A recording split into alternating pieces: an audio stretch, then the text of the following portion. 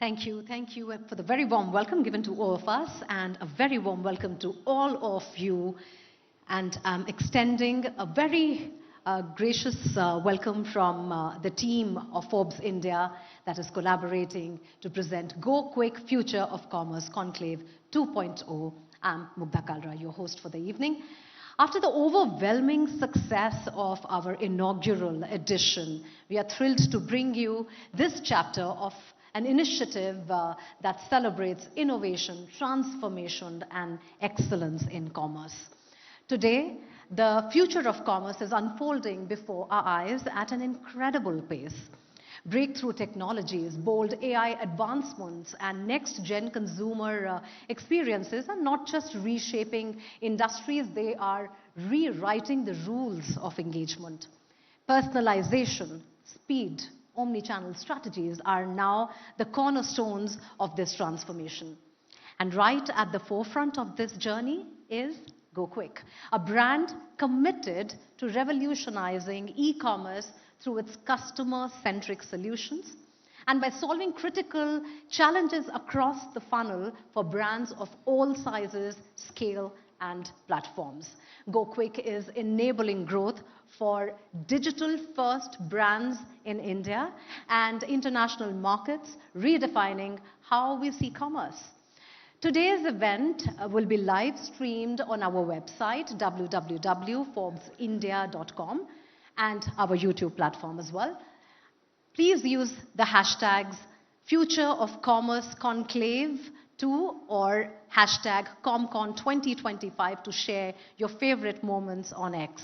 We have an X wall outside. Once you tweet using these hashtags, they will appear on the X wall. And now, to set the tone for the day, I would like to invite on stage Neha Bothra, Forbes India, to deliver the welcome address. Neha.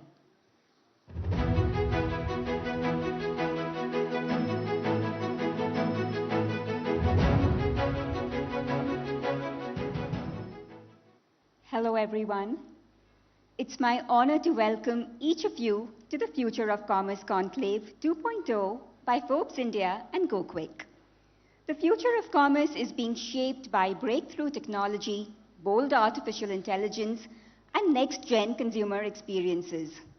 Artificial intelligence is raising the bar on personalization and efficiency, enabling omni-channel strategies to seamlessly merge online and offline realms to craft new journeys for consumers across domains. Plus, quick commerce is redefining buying behavior, and India's fintech innovations, such as UPI, are inspiring a global wave of change. Meanwhile, new age content creation has emerged as a potent tool for building brands. Against this dynamic backdrop, we have curated an exclusive series of talks and panels to dive into the dynamic strategies and pioneering technologies shaping the future of commerce. We hope the discussions make you curious and you delve deeper and tap the potential of the digital age, where every interaction is as immersive and fast-paced as its audience. I hope you enjoy the evening. Thank you so much.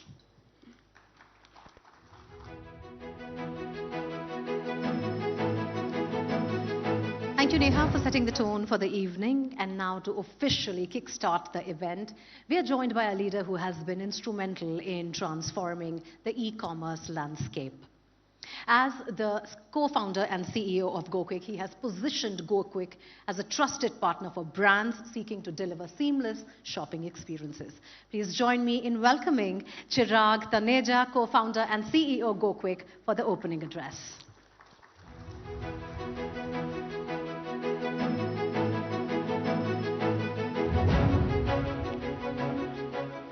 Thank you. Welcome. Good evening, everyone. Welcome to the future. Welcome to the future of commerce. Delighted to be doing the opening of second edition of Future of Commerce Conclave. If this isn't exciting, the way we have moved from 1.0 to 2.0, I don't know what does excitement mean. What I'm going to show you is super, super exciting. I think today we embark on this extraordinary journey wherein we are trying to reimagine what does future hold. We bridge the gap between present and the future. And I think my personal experience is that if you look at technology, innovation, and bold vision, when they come together, magic happens. We started this journey in 2021 with this exact similar problem statement of, solving for shopping experiences.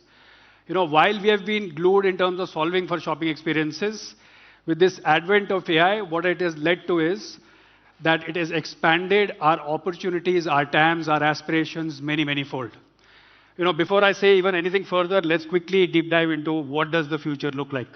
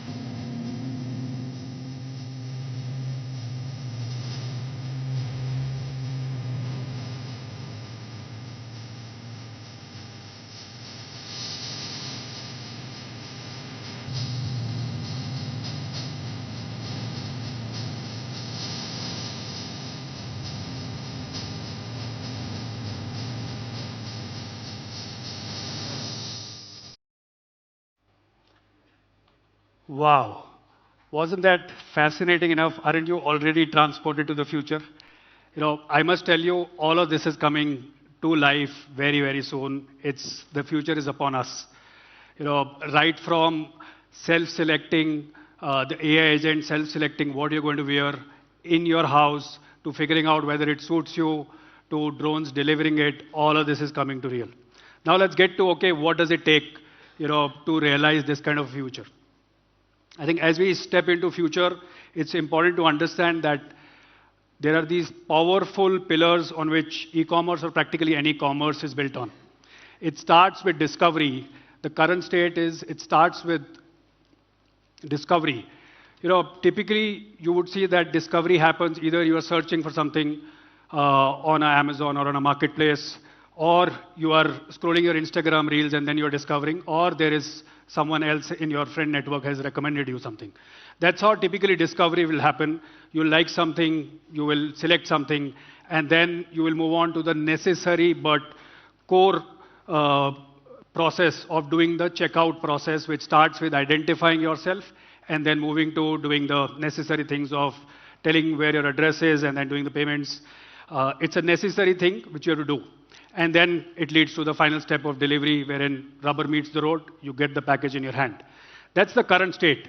What we are visualizing these three pillars to move to is that discovery starts to become limitless. Imagine, you go to a friend's place, you see a bookshelf, and you suddenly realize, oh, you were in need of one, and you are immediately able to see how does that look in your living room, right? So that's what we mean by limitless discovery is starting to happen. What we believe, as I said, that checkout is a chore but necessary process in the overall transaction. It will continue to be there, but it will move to the background. It will become invisible for the consumer. It has a lot of ramifications to it, which I'll cover. And then delivery. We are all experiencing the rise of quick commerce, the 15-minute delivery phenomena. I think it's going to become even more widespread across channels. So that's happening. As I move on, imagine going to a storefront and then, these shelves dynamically getting created for you. Because all the AI agents would know about you, would know about your needs, would know about the weather of the city, and will be able to dynamically create shelves for you. What does that mean? That means that, consumer is going through, or, choice is no more a luxury. It's becoming a little bit of a paradox for the consumer.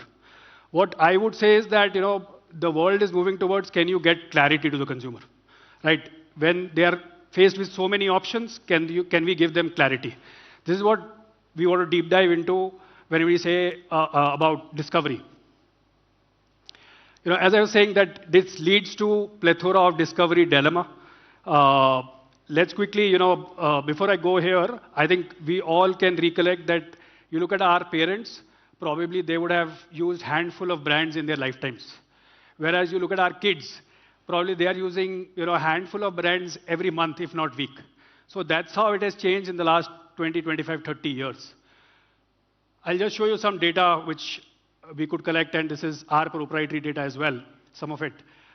Number of brands which have started to cross greater than 100 crore of GMV in India, which is a sizable scale in our country, which is 25 in 2020. It's already become 100, right? So there is a 4 times growth on this, and we anticipate from here on 10 times growth in the next 5 years. So it's going to become a 4-digit number. Now, one would ask, why would that happen? I think the number one factor there is the disposable income has started to rise. India is growing. And we all know that magic happens when you cross the GDP per capita of $2,500, right? That's where the disposable income increases, and you start to see more brands. I think what's even more interesting is that while number of brands are increasing, you see the last column, which is time to reach 200 crores, is also dropping.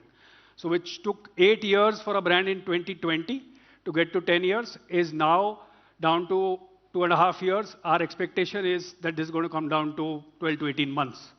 So not only the number of brands are increasing, they are getting there faster as well. What does that mean for the consumer? It means for the consumer that you are going to be always chased by brands in terms of seeking attention. Then what are the opportunities which lie in front of us? Which we call as limitless discovery. What it starts to mean for both shopper experience as well as companies is that from a shopper experience point of view, anywhere shopping starts to become very, very real. Today, you on purpose go out and do window shopping. Now imagine with AR glasses, VR glasses, you're going to visualize something and it's going to become shoppable. What does that mean is that while these AR glasses will be able to identify objects, opportunities will come in terms of linking them to catalogs, linking them to make it shoppable. That's what I mean by the emergence of dynamic product information management companies. That's where the future is headed.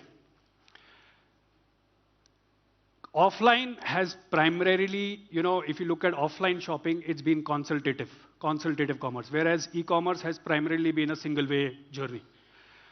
What this era is going to change is that it's going to become more consultative commerce, right? So we are going to see the rise of two-way shopping agents, both B2B as well as B2C.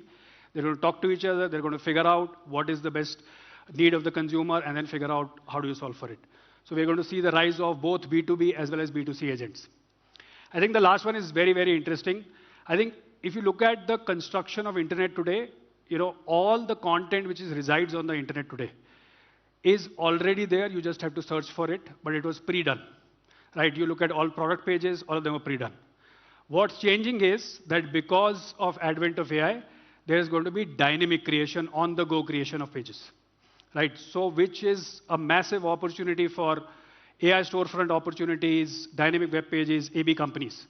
So seeing a lot of push on that side, that's the future which we have started to imagine.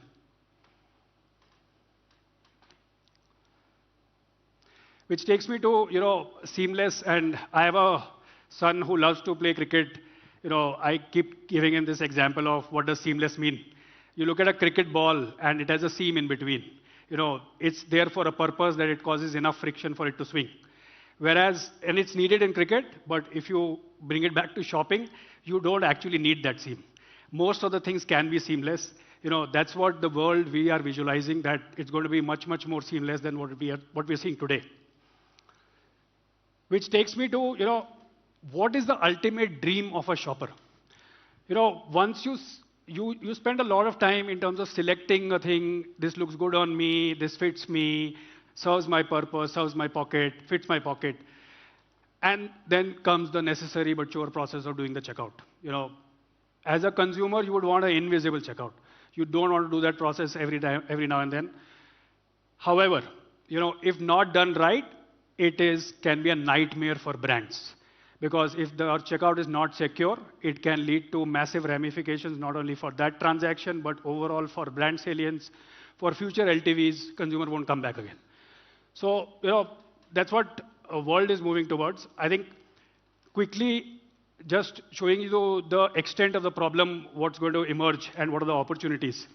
If we don't solve for this invisibility of checkout, our anticipation is that power shoppers in the next 4 or 5 years are going to spend 2 days just doing checkouts. Right? So how horrible is that? How irritating is that? That you are spending 2 days, or if I have to extrapolate that over 30 years, probably you're spending half of your year in doing only checkouts. So, we got to solve for that opportunity. Let's look at the current state of checkout today. I think it will help us look at what the future lies with. Once you select, then comes the necessary step of identifying yourself, that you do it via mobile number or email. And only 60% people move to the next step, which is the address. We have done a lot of work in terms of solving for these pre-address qualifications. And then comes the next step of doing payments, which is where you decide what payment method you want to pay with, and then you finish the transaction. Best of checkouts today convert at 30-35%. Right? Our sense is that consumers take 2 minutes to finish the order. Now, what does the future look like from here? Our view is that logins is an unnecessary step. I think it will be solved by biometric authentication. It's largely already solved. We all know that we use Face IDs to unlock our phones. So that technology is going to get transported to checkouts as well. And then there is going to be predictive address pre-filling. We have already done a lot of advancements on that. We're able to figure out that from where you are placing an order, is it your home address, is it your office address, or you're placing an order for someone else. And I think the third one is quite fascinating, which is a large opportunity in terms of credit for a lot of banking and NBFC institutions. That this credit underwriting knowledge is going to become decentralized. And it's going to give a rise to a new wave of giving credit to new-to-credit seekers as well. So that's where it is headed. What it would mean in eventuality is that orders would get placed in 3 seconds. So all of the work will be done at the back end. You will just be smiling and saying, OK, I like this, I want to buy this, and I'm done.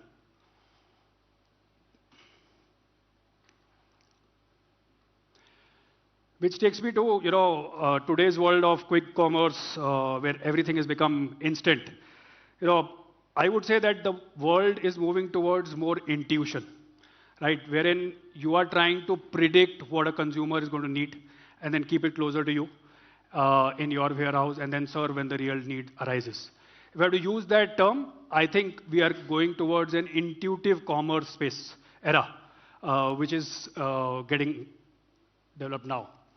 I think to understand this a little bit more, let's look at the way Amazon has taught us e-commerce over the years. They started in 1990s, wherein they said that they wanted to compete with Walmarts of the world, and their only wedge was that can you have a wider selection, right? Have a largest catalog in the world. That was the pillar one which they went with. And then towards the end of 1990s, they figured out that pricing is the next lever which they want to double down on. And then they figured out how can we offer best pricing. And then 2005 onwards is when they've started to focus on that can we deliver faster. That's when Amazon Prime was launched, two-day delivery store was launched. So that's been the framework which they have used. They have taught us that this is how the world has progressed. Now let's map that to how it has panned out in the Indian ecosystem. Right? So you look at selection, marketplaces have used, as taught by Amazon, has used to their advantage that they have the widest selection today. In India, pricing power has been used more by brand.com, wherein they said that they can't have the widest selection. Can they offer the best price? And now we have the next new wave, wherein we are seeing quick commerce companies saying we can't have the largest catalog. We can't have the best pricing because brands will own the best pricing. Can we deliver faster? So they have started to do that. What we believe is that where this is headed is, the future is that all channels will become curated. You will be able to surface what the consumer needs on all channels. Pricing will become dynamic using these AI agents, so that's happening. And then delivery, as I said, while we have started to see one channel started to get inroads, getting to see a lot of traction, it's more secular now. We are going to see across the board delivery timelines reduce. It's going to become even quicker across the board. Which takes me to our attempt at doing some of these AI stuff. This is one of the demo of what we have done towards this.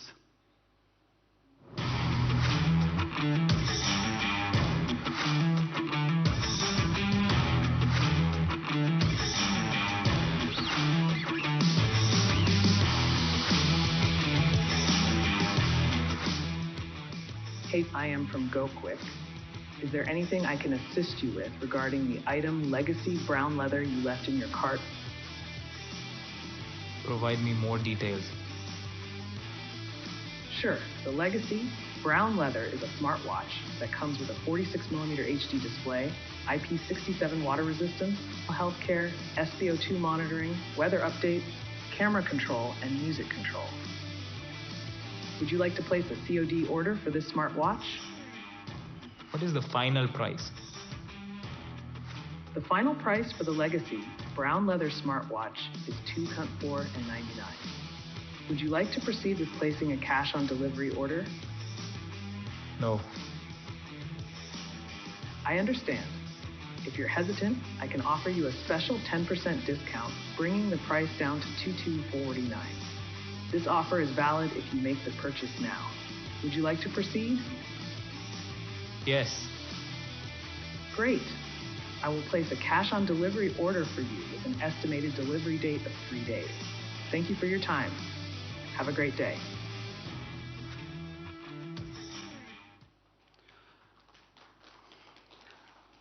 All of this is, by the way, already real.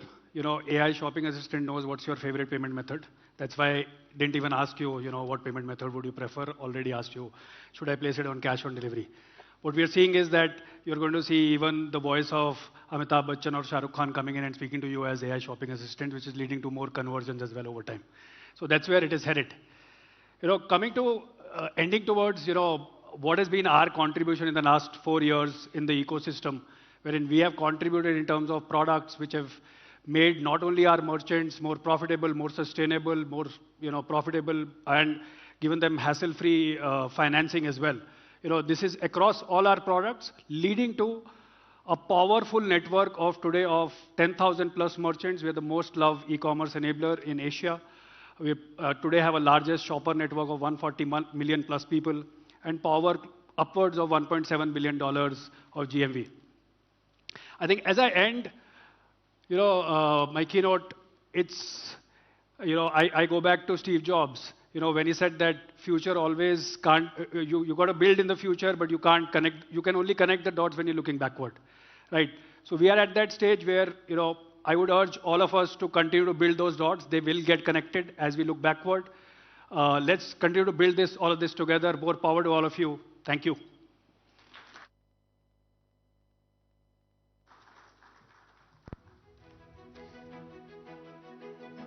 Thank you. Thank you, Chirag, for giving us a sneak peek into what the future of commerce looks like and your inspiring vision to enable the future. And as you said, quoting Steve Jobs, connecting the dots backward, of course, gives us clarity. And when we move forward, we need vision, adaptability, and, of course, courage. And today we will speak about some very courageous startup founders and visionaries who have done a fantastic job in redefining the way commerce is done. All right, with that, we are moving, and we have with us a very special person, a visionary whose contributions have revolutionized the digital and mobile advertising space. He has redefined consumer engagement on a global scale.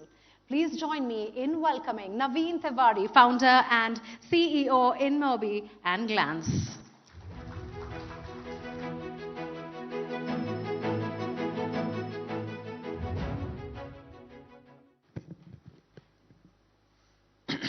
Hi, everybody.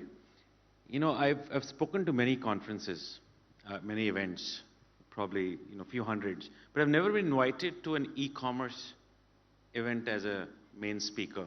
So I was very surprised when I got this to say, hey, why don't you come and speak here? And maybe and especially speak on the future of commerce, I actually don't know anything about commerce. Well, then, what am I even doing standing? I should have refused this whole opportunity to come and even speak here. But I kind of figured that even though I don't know anything about commerce, I do have a business that's doing over $1 billion of GMV in about a year without knowing anything about commerce. So is this the future of commerce, where things have changed so drastically that you need to know some things which are very different about the world of commerce than what you did even a few years ago? So I think that's the crux of where I actually want to start off. I think the disruption in commerce has been phenomenal over the last 20 odd years, from general trade to modern trade to e-commerce to D2C brands to quick commerce to social commerce. There have been phenomenal evolution that has happened over the last many years. But what has that done? It has, of course, changed the way, as was getting described earlier, it has changed the way our consumer experiences happen on commerce. Now, of course, as a consumer, I've experienced these things. It has also changed something very fundamental about commerce, which is very prevalent, which is why somebody like me could actually start a commerce business. It's actually commoditized commerce to a great extent. It's not actually, every main element of the commerce supply chain is actually commoditized today. And you can actually go pick and choose amazing partners and work with them. And that's a brilliant thing, because that's a great opportunity for brands to innovate very fast and very differently than they have ever done before. So players like ourselves, I run an advertising company called InMobi, and I run a surface operating platform called Glance as a consumer platform. I run two companies. So for companies like us, it's actually become very different to think about commerce in the future of it. So that's on one hand, commoditization that's taken place, which is quite distinct and drastic. On the second hand, the business model of commerce is also changing. There is no reason to charge consumers anything beyond what the cost of the product is anymore. The consumers are not used to paying that anymore. All the marketplaces and e-commerce platform, they're basically going to not be able to charge beyond the price, beyond what it cost them, and maybe a little bit more than that. So the margins in the business of commerce are thinning quite drastically, and I'm presuming that makes it harder for people to essentially acquire customers and what have you. And so therefore, there are a few changes that are taking place pretty significantly in the world of commerce that I'm pretty sure everybody's very aware of. But it is important to understand those changes. One, the business model change is that, hey, you actually have to start making money not in selling the product, but in actually running advertising business. So if, in effect, the business of e-commerce is transitioning into companies who do well are transitioning this into a business of massive advertising.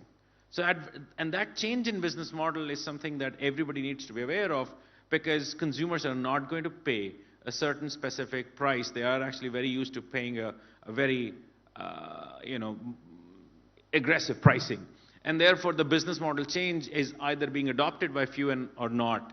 And that change is not as well understood in the world, because the advertising technologies are very complex and different, and so there are a few who take it, and there are many who don't. We see this on the other side as an advertising platform who serves a lot of these things in the world, that the adoption of this has actually been very prevalent in the last 5-7 years, but it is with very limited number of players. So the players who are able to adopt this will actually survive. Players who do not adopt this will actually die a very painful death, but a very rapid one over the next few years. So that's one big change that's happening. The second big change is, because of the commoditization of supply chain, the other thing which is very visible is, if you are just launching your brand and a high quality product, you will not succeed. That era is over. The companies that are succeeding are either able to do a very deep verticalization of their industry. That means they go all the way down to manufacturing and bunch of other things within their own ecosystem, or they have figured out some way of distribution which is very different, a consumer experience which is very different. But just building a great product and building a brand by spending a lot of money in IPL is actually not going to essentially, make companies succeed anymore. And that's a very interesting reality, because the club with all of this is there is a lot of money in this country right now. There is a lot of money. There is a lot of venture money in this country, and there is a lot of public market money in this country. So that in the last few years has gone 10x. So therefore, you will have a lot of chaos that we are all going to see in this world, which is evolving. Now, in all of this, I think the piece which at least interests me, and that's where we have tried to participate in this world of commerce, is the world of technology. That's the only thing I understand, frankly, if you were to ask me. Don't understand too many other things. Now, the world of technology has been phenomenally rapid, and we all understand it. We're all seeing it on a daily basis in our world. So we have a certain thesis on the future of internet.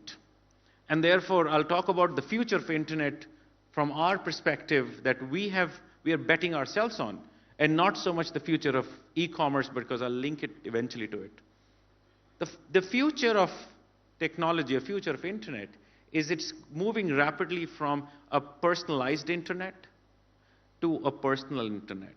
And let me explain what that means. It's actually moving from an internet where we could retrieve information. We all lived in this world of retrieval of information. We would, type in something, it would go on the web, it would hit the servers, bring it back in, kind of arrange it in the way that works best for us. But that's like old era. That's not what's really going to happen in the world of generative AI. The internet will be generated in real time for you. So we are very rapidly moving into the generative internet world. Now, the generative internet world will be hyper-personalized.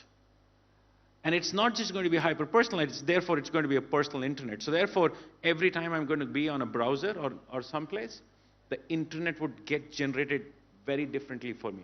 It will not be same. Now, it is interesting to say this, because we did actually try to launch this. We launched this about a few months ago on our Glance platform in the US, and it's been a phenomenal success. Too early to say how big a success it is, but I think in the first few months of its launch, we are starting to see some phenomenal results of what a generative internet would do to consumption. So I consume, my news gets generated for me, my sports gets generated for me, my shopping experience gets generated for me. And that's where, and everything else also in between gets generated for me. Now, in that process of generation, earlier the idea was that this whole generative AI is going to be very costly, but it's plummeted. The costs have plummeted in the last 12 months itself, and they've probably become 1/10, and they're going to become 1/10 in the next 12 months. So it's going to be a very interesting world to evaluate and see.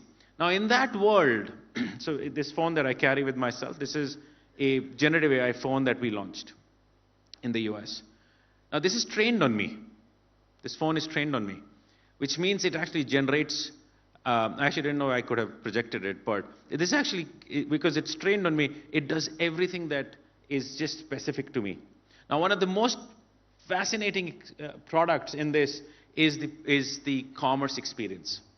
Because what it does is, instead of generating just anything, it actually generates my images, and it creates looks for me. So there is a fashion agent baked into my commerce engine that actually generates a look for me every time I turn on my phone on my lock screen. That essentially changes the way I think about commerce going forward. I don't need to look for personalized products. The product is actually built onto me. I'm actually wearing those things, and if maybe later I'll show it to you. But I am actually wearing these products, and I can be seen. I can see myself in those products. This is done. This, by the way, the training, when we started this off, the training used to take 45 minutes for a new user. Today, the training of this module takes 3 minutes. When we started, it used to cost us a bomb. It does not cost us a bomb when we now train this, when we generate this every time. So what is the beauty of this? The beauty of this is my experience of commerce is actually completely changed. The agent that's sitting on it is actually understands me, understands the fact that I am Indian, middle-aged, probably a little tall.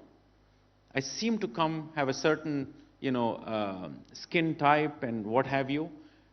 And it probably gets about 1,000 parameters, and it starts to suggest looks for me from different places. Now, getting looks is not the hard part. That's what the machine does. The interesting part is, again, you can't see it, but the interesting part is when I swipe on it, it actually goes and finds that product that the AI actually suggested for me from one of the many stores in the world. And now actually I have that product which I can actually go and buy.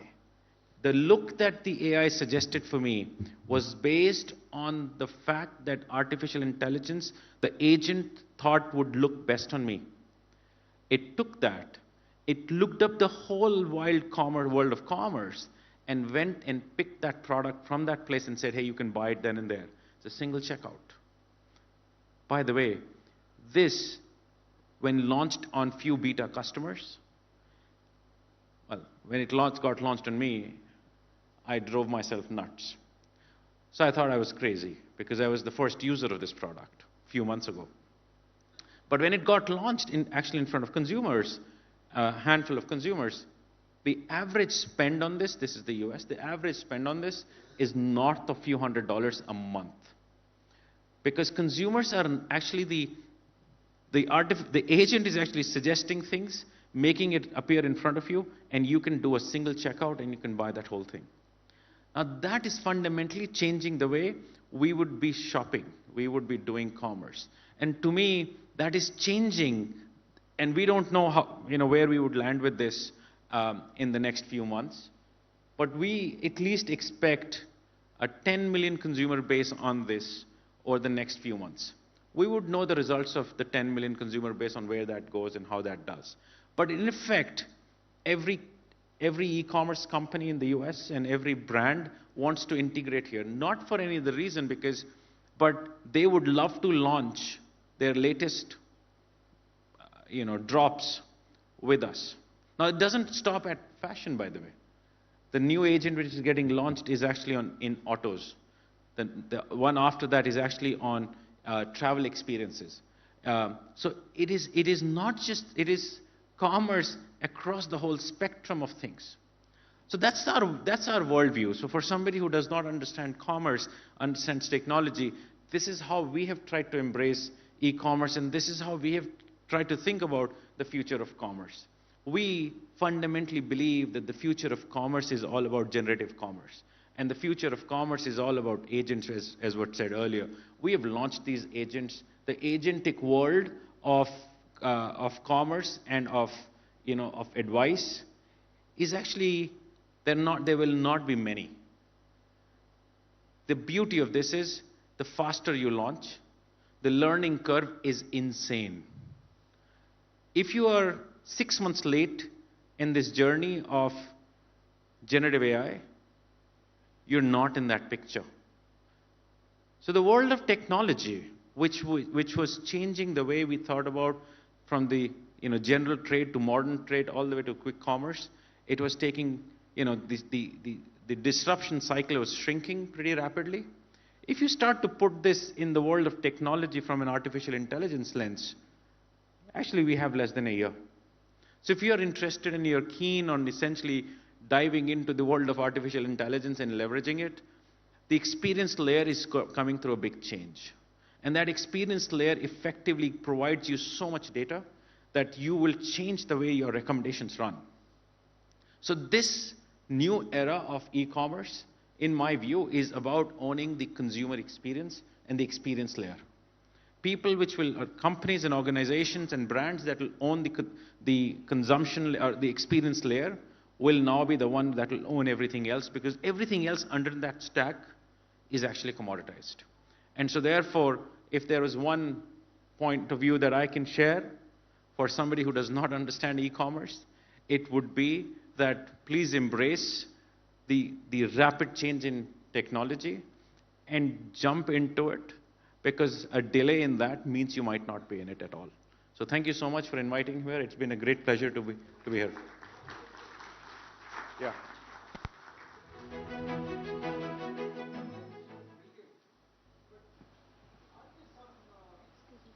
The platform which you use and the system that you engage is very personalized, but when it is shared with marketers, there is a problem with the privacy.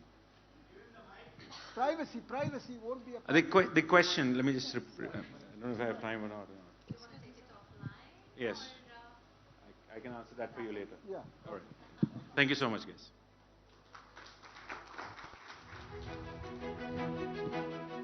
So we're shortly having a small break for tea. That's where you can catch Puneet. Sorry, Naveen. Thank you, Naveen, for touching upon all elements that we are going to be talking about today in our panels and also in the firesides. All right, AI is no longer a distant concept. It is at the core of modern commerce, from delivering highly personalized shopping experiences and predicting consumer behavior to optimizing supply chains and streamlining operations. AI is unlocking new possibilities at every level of the value chain.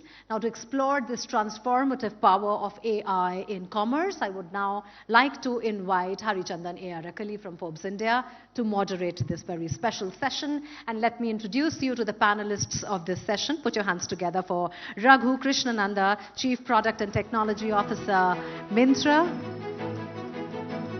Suman Guha, Chief Technology Product Officer, Tata Click; Nikhil Bhushan, Chief Technology Officer, Starbucks; Kishore Thota, Director of Shopping Experience India and Emerging Markets, Amazon; and Goda Ramakumar, VP Data Science, Swiggy. Over to you, Hari.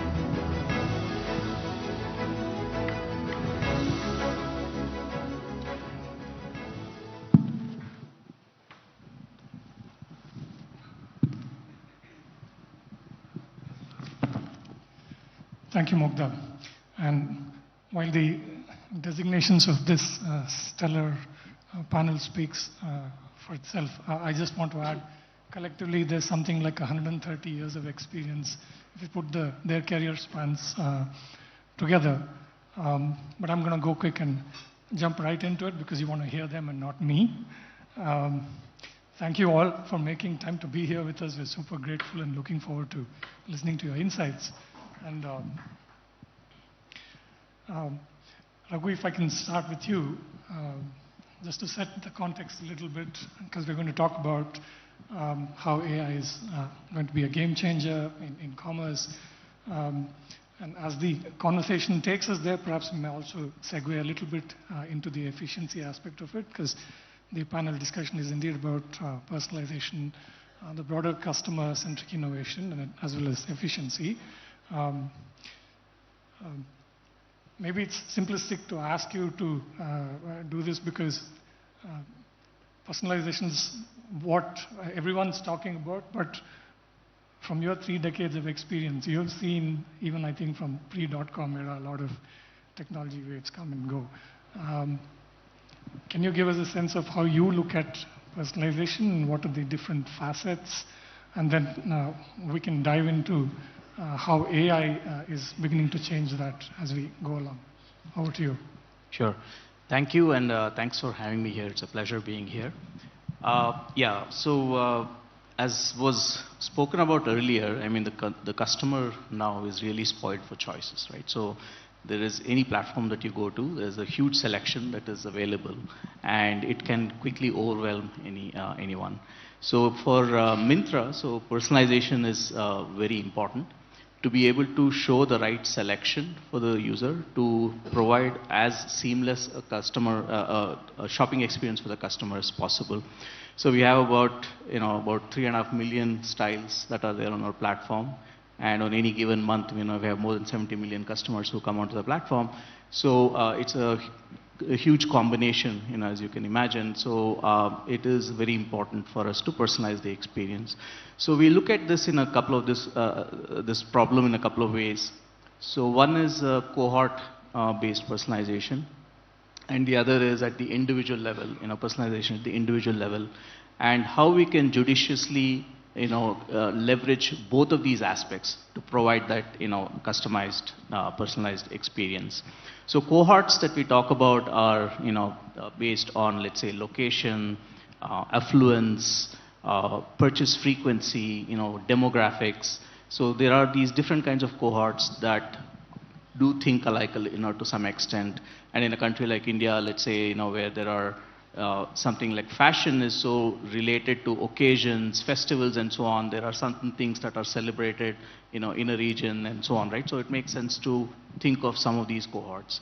And the other is at the individual level, right? So this is where we use the, the browse data, the search data, the purchase data of the customers, so that we understand a little bit more about their brand affinities, price point affinities, style affinities, fit affinities, and so on.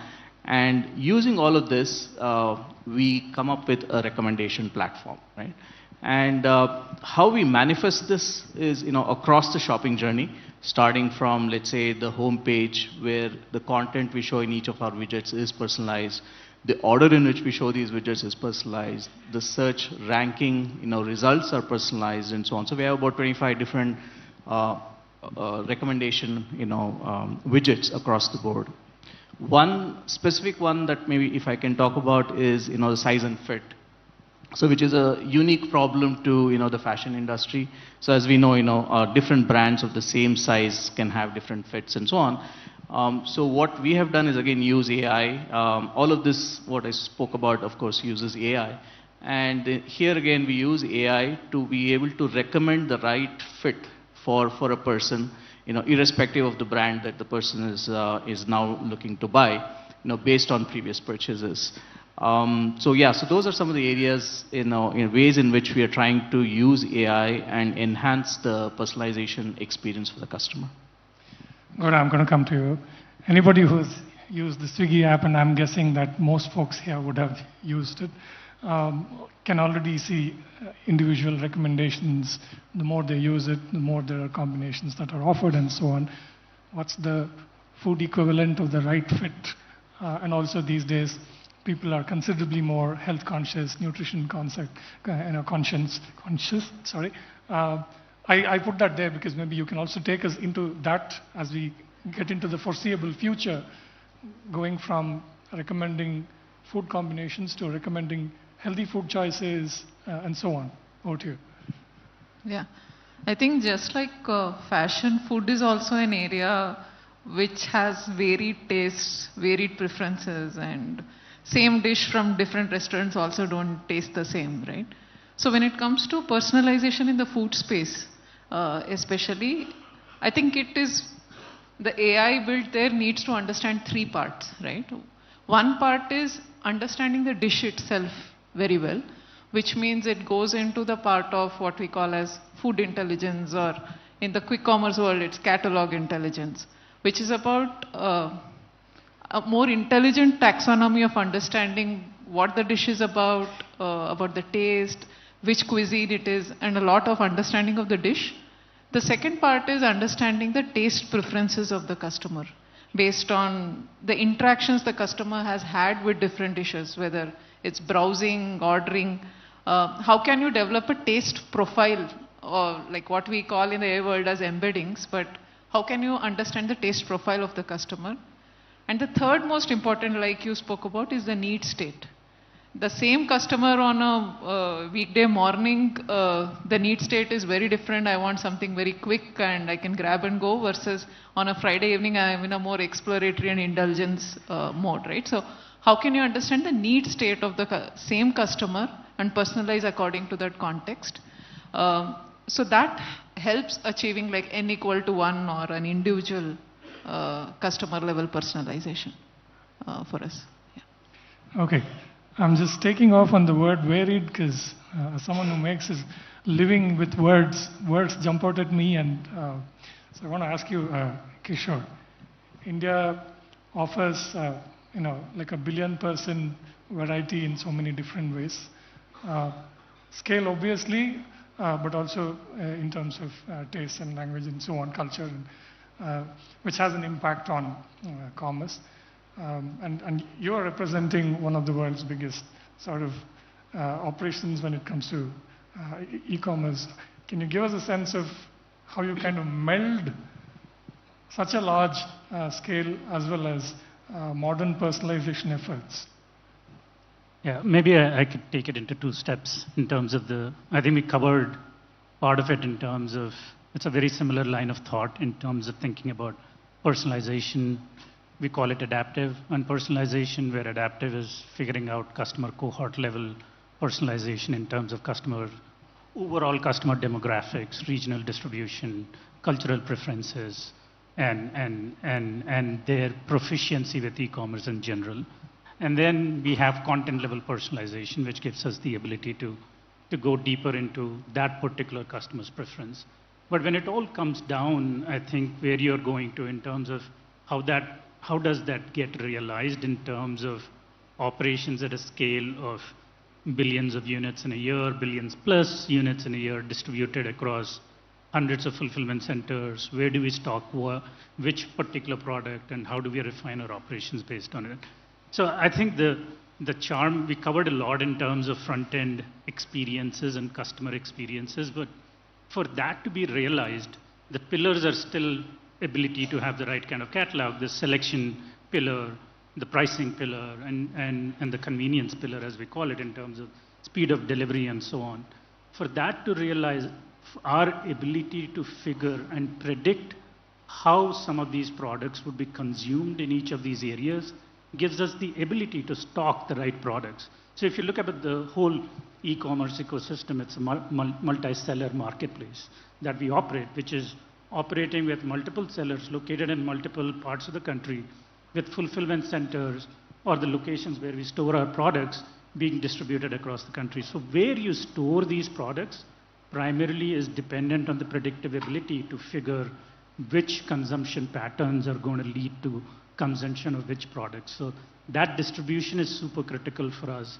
And AI naturally plays a very huge role, not only for us to stock the products in the right place, but also to inform our sellers to ship it to the right place at the right moment of time, the right number of items to ship it to. For example, you might want to ship to a fulfillment center in Hyderabad 200 items, to a Chennai fulfillment center 100 items. These are all predictive abilities that we have developed to be able to, it's not just Amazon, but to survive in this industry, it's super critical that all of us have this intelligence to place the right product at the right place to be able to deliver in the right kind of speed.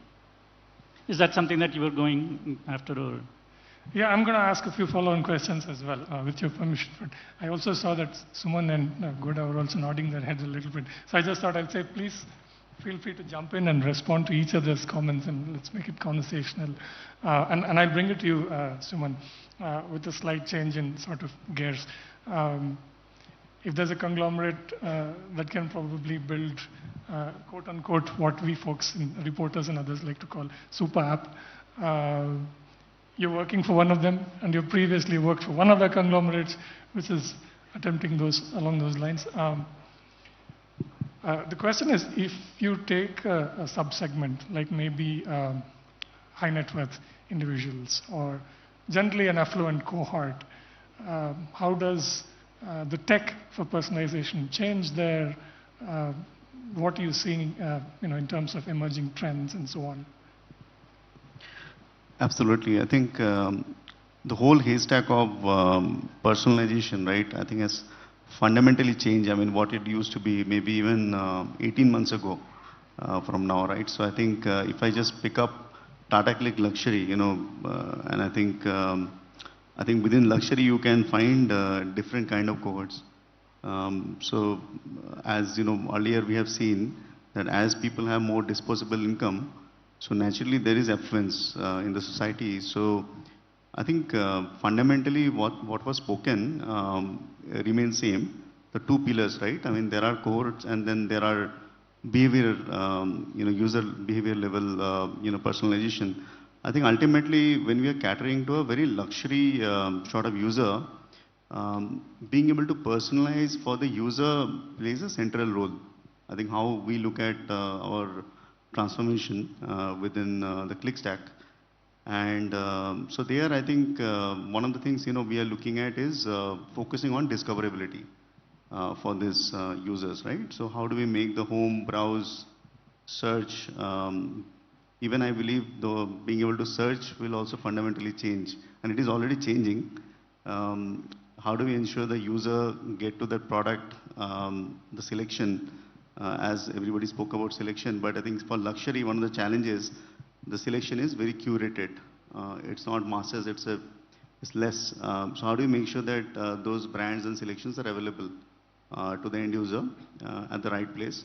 And also I think being able to give them a very curated experience, right from content, right from campaign, right from personalized store. I think that's the way we look at it from a discovery funnel. Ultimately led to a journey where user can select and get to the cart for the preferable product as soon as they can. The second part of the personalization is also about, it's not about just a product selection, especially if you look at an affluent user, then they are focusing on niche when they're buying, certain kind of niche. So let's say people might have a view on collecting watches. If that is one type of user, how do we make sure that we give them that, be it in any location, right? Tier 1, Tier 2, Tier 3. And I think that, so what I'm trying to say that as a tech stack, it is also about going horizontal and also building vertical on the user, right? So some of the pieces Raghu talked about or Nikhil talked about, I think it's about this whole notion of location-based as well as being able to give these users in a seasonality, because in India, even season plays a big role. What you can wear in Mumbai versus what you can wear in Bangalore may differ even in the same time.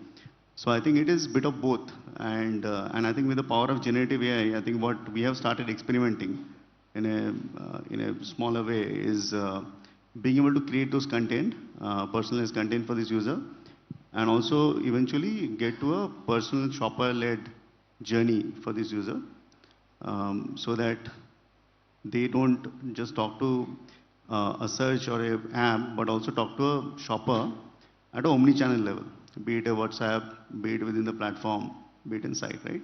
So I think that's the way we look at it. The journeys can come from many directions, but how do we ensure the user get to their selection, what they're really looking for?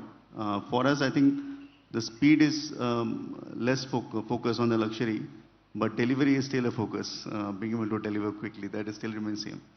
So I think if I have to summarize search, discovery, I would leave it there, and personalized content, I think, yeah, the three horizontals, yeah.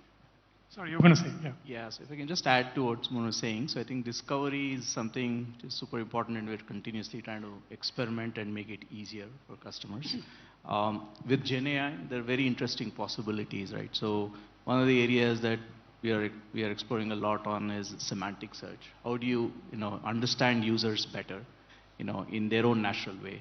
So towards this, there are a few things that we're trying to do, like, introduce this natural language-based querying, what we call as My Fashion GPT, and then extending that to a whole conversational, commerce paradigm. So which is Maya, which is a fashion shopping assistant. So that's kind of where things are evolving. So GenAI lends itself beautifully to these kind of paradigms. So it's important not just personalizing, the experience, but also providing these kind of interfaces which makes discovery easy for the customer. Nikhil, would you say concepts like discoverability work with coffee? Because coffee can be a very, very personal experience. You might want to wake up and get the exact brew of, if you're a South Indian, maybe filter coffee. But in a Starbucks, there are so many varieties, and where are we going with this? I mean, are we going to have an agentic AI experience which will, tell you, would you like to try this today? And by the time you get to your nearest Starbucks, something which has strawberry in it or cucumber, or I don't know. Give us a sense of what you're all thinking about. So yeah, I mean, okay, when it comes to the product, obviously, I mean, I don't think we are in a place today where, let's say, we can really predict to the extent of choices what would happen. I mean that's with the general, I would say we rather focus on the consistency of experience and the product, right? So what it really means is, yes, I mean being omni-channel. I mean earlier life was simple. I mean you go to a coffee house. I mean you select what you want to have. Typically, and we had a lot of sticky customers, right? So to the extent where the baristas also knew the person almost, if not by name, by face, right? So there was always an element of personalization over there. Having scaled up to now close to 500 stores and of course having a much larger customer base, for us it is the mobile application that we have, right? The My Starbucks Reward, which is essentially the face of the company in the hand of the consumer. And to that extent, yes, whatever we capture in terms of the preference, recommendations, past history. So, well, I mean, is it truly AI? Maybe not. I mean, we are certainly working on a lot of initiatives to to get more predictions and let's say I mean, something like preferences of new products as well. But right now it's more relying on the ML part of it, right? So, which is basically okay, what has been the historic ordering. What has been the the typical choices over a period of time. So people do get confused a lot between when we speak of AI and then there's ML, there's Gen AI. So yes, I'm still waiting for maybe some generative model to tell a new, let's say beverage altogether, right? Not there yet. But yes, I mean when it comes to the use of technology, obviously we are leveraging more to have the consistency of experiences anytime, anywhere. So whether it could be and very soon we'll probably be in the quick commerce, that 10-minute space as well. So now whether you really go to the coffee house for a, let's say, personal experience, or you routinely order through any of the, let's say, aggregators or through app, or it's instantaneous where you want, let's say, just think of a coffee and you want it in 10 minutes. If you are in a serviceable area, I think we should be able to do that. I want you all to attempt to give us sort of a layperson's sense of where the broader ecosystem, the supply chain is in terms of how personalization can be delivered. And let me briefly explain with an example. I mean, in the case of food, for example, I would imagine that it will be possible soon that a user orders some food on the app and the dark kitchen knows that he or she is allergic to some particular thing. Right? Could be something similar in coffee. In the case of apparel, maybe someone has an occasion coming up, and so there is some lead time. But in the back end, maybe, for example, in Bangalore, Api and Rav might know, or a Raymond store or whatever, might have a sense of this person's build, fit, etc. Are such things possible? And I was listening to Naveen's talk about things happen with Face ID, and so pick up my phone with my Face ID, my tastes and embeddings being stored somewhere, but with the right guardrails. Can these kinds of things happen? Is the supply chain building up to that level? Please feel free to jump in with. Yeah, so maybe I'll take a shot at that. So I think there were two aspects to what you spoke about. One is, in terms of recommending products based on the individual, right? Yes, that is certainly something that's already happening. So in fact, we have something called My Stylist, which is like a personal styling assistant, where based on products that you've already bought, we recommend what you can pair that with, right? And then we're taking that to the next level in terms of based on, let's say, your, skin tone and so on. So actually recommending whole looks from scratch. So that's one aspect of it. But on the supply chain, yes, so I think it's AI plays a pretty important role there. So one is we start from trend prediction, right? So like customers want to wear trendy clothes. So for that, you need to understand what is trending and be able to predict and then source things accordingly, right? So, so we use kind of AI for that to identify, micro and macro trends based on, what's happening in, fashion platforms, fashion runways, social channels out there and so on. And then make this available to our partners to source these products. And then when we actually source these products, I think Kishore touched upon this, we have to do demand prediction, right? So again, we use AI for that. And it's not just at the macro level, but actually at the region level, so that when we actually invert these products, it is placed in the right areas, in the right quantities, so that it is more it's available faster to the customers, and of course for the platform it saves cost. Now with quick commerce, this is actually taking it to the next level now, where we need to predict demand at the micro level, at the dark store level, right? So that's kind of where we are now heading to. So where we are now, we have to predict demand at the dark store level, and optimize, the inventory movement, between, stores, between the FCs, the warehouses, and the dark stores, and so on. So that's kind of where things are moving.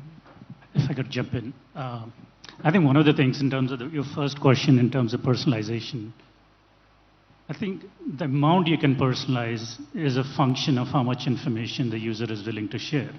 If you're willing to share your 6 months of your Google photos, I could predict like crazy in terms of what you might prefer, what occasions you go to, what time of the year, what's your skin tone, your fashion style, your family, who you are, and so on. Just imagine the amount of information that's available there.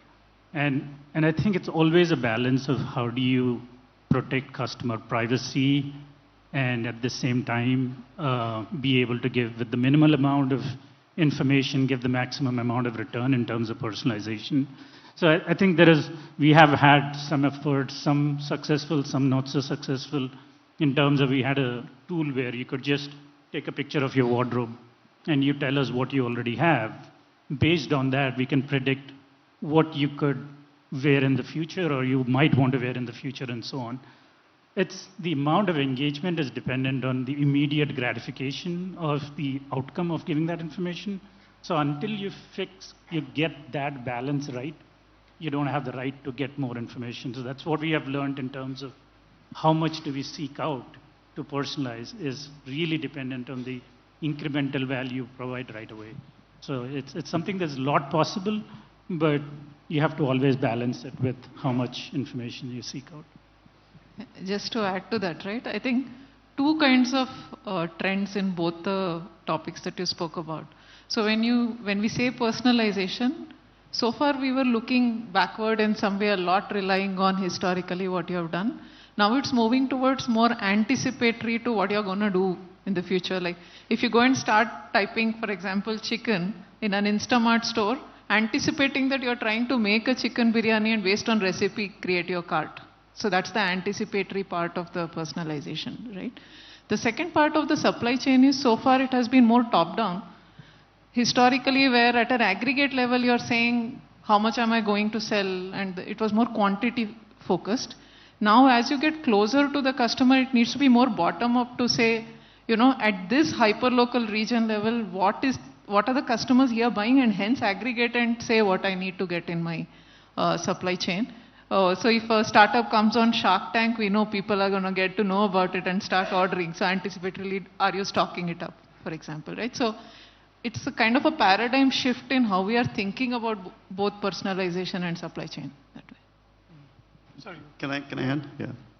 Maybe just 3 pillars, right? I think Raghu and others touched upon it. But just one key point. I think we are, even in the Swiggy example, we have moved away from the typing a keyword or going through a journey world to more context, semantic, and contained world based on what has happened in the very recent past, then the very far past, right? And based on that, I think we will, maybe the future, very, very future, right? I think we will likely to see peak on the user's wardrobe, like, you mentioned, right? And probably a digital twin will also born, right? I think that's where I see fundamentally where AI is going to take it ahead, right? So fundamentally, I think to your point about agentic, I think some of these agentic, some of these agents will start training, right? And it's already started. And I think that's how this personal shopper will probably get you those assortments and selections exactly for earlier reason we mentioned about size, fit, time. and the occasion, right? Now you can go to any platform and say, get me ready for Goa trip. And actually it will tell you what you need to carry, right? And you can even order it in the Instamart too, right? That's a beauty if you need it quickly. I think that's where I see the fundamental 3 pillars are going to play the role. Yeah. Okay, think of this a little bit like a technology reporter's question. How would you kind of address the tension between things like build your own thing at the customer level versus the need for ever more conversions and in the backend to be able to make all these physical things and get it in the hands of the end user consumer in a profitable manner and at scale? So, I mean, honestly, for a coffee house like us, I mean, it's pretty straightforward, right? So, end of the day, it's a combination of maybe a bean or dairy and maybe any of the modifiers. So, but yes, I mean, having said that, again, it's a mix of how you want to really package the whole thing. So, do you want the customer to maybe really start thinking of building, or do you want the baristas or someone with that experience to maybe give something which is more I would say acceptable to cohort, and obviously with some scope of personalization. So that is something where there's fine, I would say, balance, because otherwise there's also chances where you might put off customers. I mean, especially personally I've been to experiences where I'm the service provider is trying to give me a platform where I can maybe build my own maybe food or beverage or thing. But at the end of the day, I really think, okay, if I'm really going to do the hard work, I mean, when I'm coming to you, right, I mean, you are the expert, you should be actually doing that for me. So there's always this trade-off, and I'm sure, it's different in different industries. Excellent. Go ahead, Kishore. I think I would take it as two specific ones. The first one you asked about build your own thing versus presenting it to customers in an efficient manner. I think whatever technology we come up with, for example, when there was a lot of excitement around conversational commerce, sometimes conversational commerce is not the most efficient way of finding what you're looking for. There is a browse-based discovery, there is a search-based discovery. Conversational is not necessarily better when you know exactly what you're looking for. So I think the way we present it has to be customer backwards from what they're looking for at that moment, and aid them in the right manner and intervene in the right manner, so that the technology I've come up with is intervening to help the customer at that point in time. So I think going overdrive in terms of putting conversational in front of everything probably is a lot more work than presenting a simple search experience or a simple infinite scroll experience for discovery and so on. I think the second part of that, in terms of how do you deliver this customized, for example, if there is a collection, is it supply chain aware? In terms of if you, for example, in our world, if the shirt is from Delhi and the pants are from Chennai and the belt is from Surat, then we have built a very inefficient. So whatever we are presenting, hopefully is structured in a way with the right kind of, call it substitutable or whatever. It's like it comes in a day, and it comes from somewhere close by, so it's not traveling a long distance while you build that collection. 10 minutes. So, yeah, it's going to be 10 minutes now. Yeah. So I think it has to be aware of the fulfillment channels and the options that you have to be efficient. I think that point links to the need state part I was talking about, which is, let's take a use case like gifting, right? That need state wants you to explore a lot, and maybe you want to curate a gift made of multiple items together. There, something like a conversational really helped us when we launched a gifting assistant, for example, right? But if you want to buy dhania and onion, there you don't want you just know what you want. I want to see it on the homepage and just click and add, right? So I think the need state understanding is very important for build versus, just give what is needed there. Okay, we're being told time's completely up, and I truly enjoyed the conversation. Thank you all again for making time and joining us here, and really enjoyed this, and definitely hope to keep the conversation going. Thank you. Thank you. Thank you.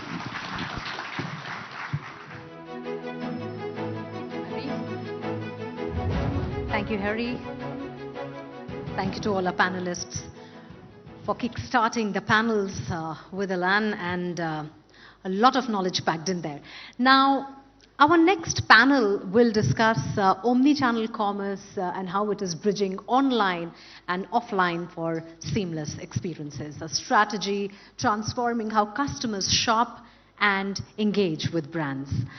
Gone are the days when consumers shopped exclusively either online or offline. Today, consumers expect a unified journey that seamlessly is blending the digital and the physical worlds. And technologies like AR, AI, and Internet of Things are making these integrations and transitions possible while innovating by using the innovative fulfillment models and are setting new standards for convenience and personalization.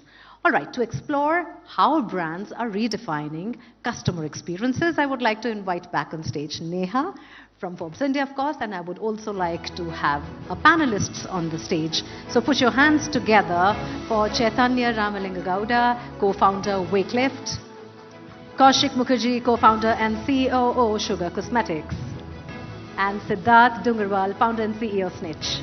Welcome, gentlemen. Over to you, Neha.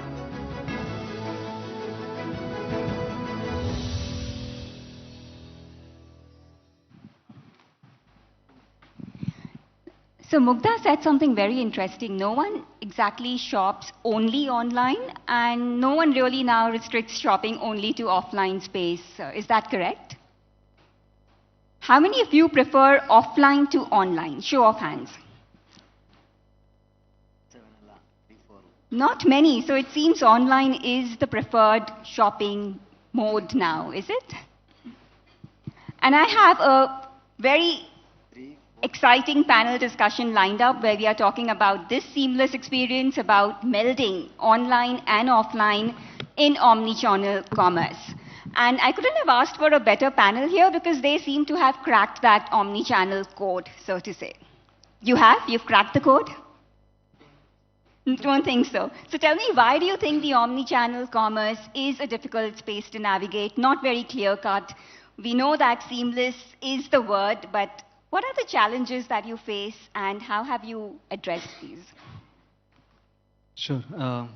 Wakefit has been a reluctant adopter of offline. Till 2015 is when we started. Till about 2022, we were completely online. And there again, we focused heavily on D2C, which is our own channel, because we were always worried that the marketplaces and our incentives are not aligned. And once the pandemic receded and people went back to offline, you could clearly see that the online pace of growth had reduced. So we said, okay, we have to experiment, let's try it out. And because we had surplus office space during COVID, we used our ground floor office itself as the first showroom. We cleared out all the benches, cleared out all the seats, and just made that our offline showroom to test out how it works. We are a very frugal company, so we thought that's the best way to test it out. The metrics were very good, so again we said maybe we should try out 10 stores. And we just took up 10 stores in 4 cities and again tried it out. Metrics were still good. That's when we actually said, hey, this is working out. We should explore. And the reason why we were reluctant is very simple. When you're online, any improvement that you do has the potential to give exponential upside. And everything else, which is an input parameter, is highly controlled because they're all sitting in one office space. But suddenly when you're offline, the exponentiality goes away. You're linear. You get the average revenue per square foot, average revenue per store, multiplied by the number of stores, and you have a linear growth. Second thing is suddenly your customer experience that brought you here is all completely under stress because people are all over the country. You don't know whether they're giving the right customer experience, whether they're trained enough, whether they're handling it very well. So all of these concerns were there. But slowly we realized that it was a completely integral part of how customers were shopping. They wanted to browse anywhere, purchase anywhere, and pick up anywhere. So that gave us clarity that we cannot dictate where the customer is, but we have to be present where the customer is already shopping. During COVID, yes, there was a huge online surge, but then later they went back with a vengeance, so you have to be present there. So today we have about 100 plus stores managing about 3.5 lakh square feet of space across about 30 cities. And we've gone, we can speak more as we go down the questions, but we've tried to integrate technology across all of these touch points, saying that it does not matter where the customer wants to research. It does not matter where the customer wants to speak. It does not matter where the customer wants to finally press buy. So that is the journey. The reason I said no to your question is I still feel it's a long journey across 5-6 different channels. And to make it a truly omni-channel experience, we are way away. And there's many years of work left. Kaushik, at Sugar Cosmetics, when you started the brand, you started with a digital-first business model. At what point did you decide to make the jump? Of course, I do understand that the pandemic was a huge boost for online sales, and after that you had to readjust. But was it always part of the long-term plan, or was it something that was more of a response to changing consumer behavior after the pandemic? You know, I wish I had an eloquent answer to that, but we got into offline completely by accident. We were supposed to be a digital-first brand. Instagram was our go-to channel for building awareness, and we were quite ahead of the pack for most of our lives. Then, I remember there was this brand that moved out of a mall, and we had just raised our Series B. And I don't know, market may people assume that if you've raised capital, you will spend money without thinking. Sometimes you do. But otherwise, so they came and said, look, there's this store that's opened up. There's Forest Essentials on one side and there's Mac on the other side. Do you want to take it? You're like, no. We're not looking at offline. You keep it on the phone. And I couldn't sleep that night. You keep visualizing that, oh, what if? And then you go down that slippery slope. So that started offline for us. But I think today having spent, and that is actually pre-COVID, but today having spent about 6 years being a offline plus online business, in fact, not many people know that offline actually is our majority of our sales right now, and not online anymore. Now today we realize that in India, if you want to build scale, eventually at some point in time, you have to embrace offline. And I think Chetan is being very modest when he says no. I mean, he's running a profitable 4-digit revenue company with offline. So it's hard. It can be hard. But I think that's how we got into it. And today, although digital is where most of our consumers discover us, engage with us, interact with us, ask us questions, a lot of shopping will continue to happen offline, and we are fully invested in it. Siddharth, coming to you now. Tell us a bit about how you have embraced omni-channel commerce. Tell us a bit about what really pushed you into the offline space and how has your experience panned out? I think, all three of us have had similar sort of journey when it comes to offline. I was passing by a street in Jayanagar, saw a to-let board. There was a contact number written, said 2,200 square foot, 3,65,000 rental. And there was absolutely no retail present, across that entire street, even till today. I just called up, folks in the office. I asked them, offline jana hai? They were like, what's wrong with you? So I said, look, I've seen this place, looks like a good bet. Even if we do 7-8 lakhs in revenue, the store will be profitable. That's when, offline started. Took 2 months to design the store. July 15th is when we launched the store. There was no large influencer called, there was no mega sort of launch that we did. We just messaged our customers saying that this is our first offline store, gave a shout out on Instagram. By 4 o'clock, we had to barricade the store.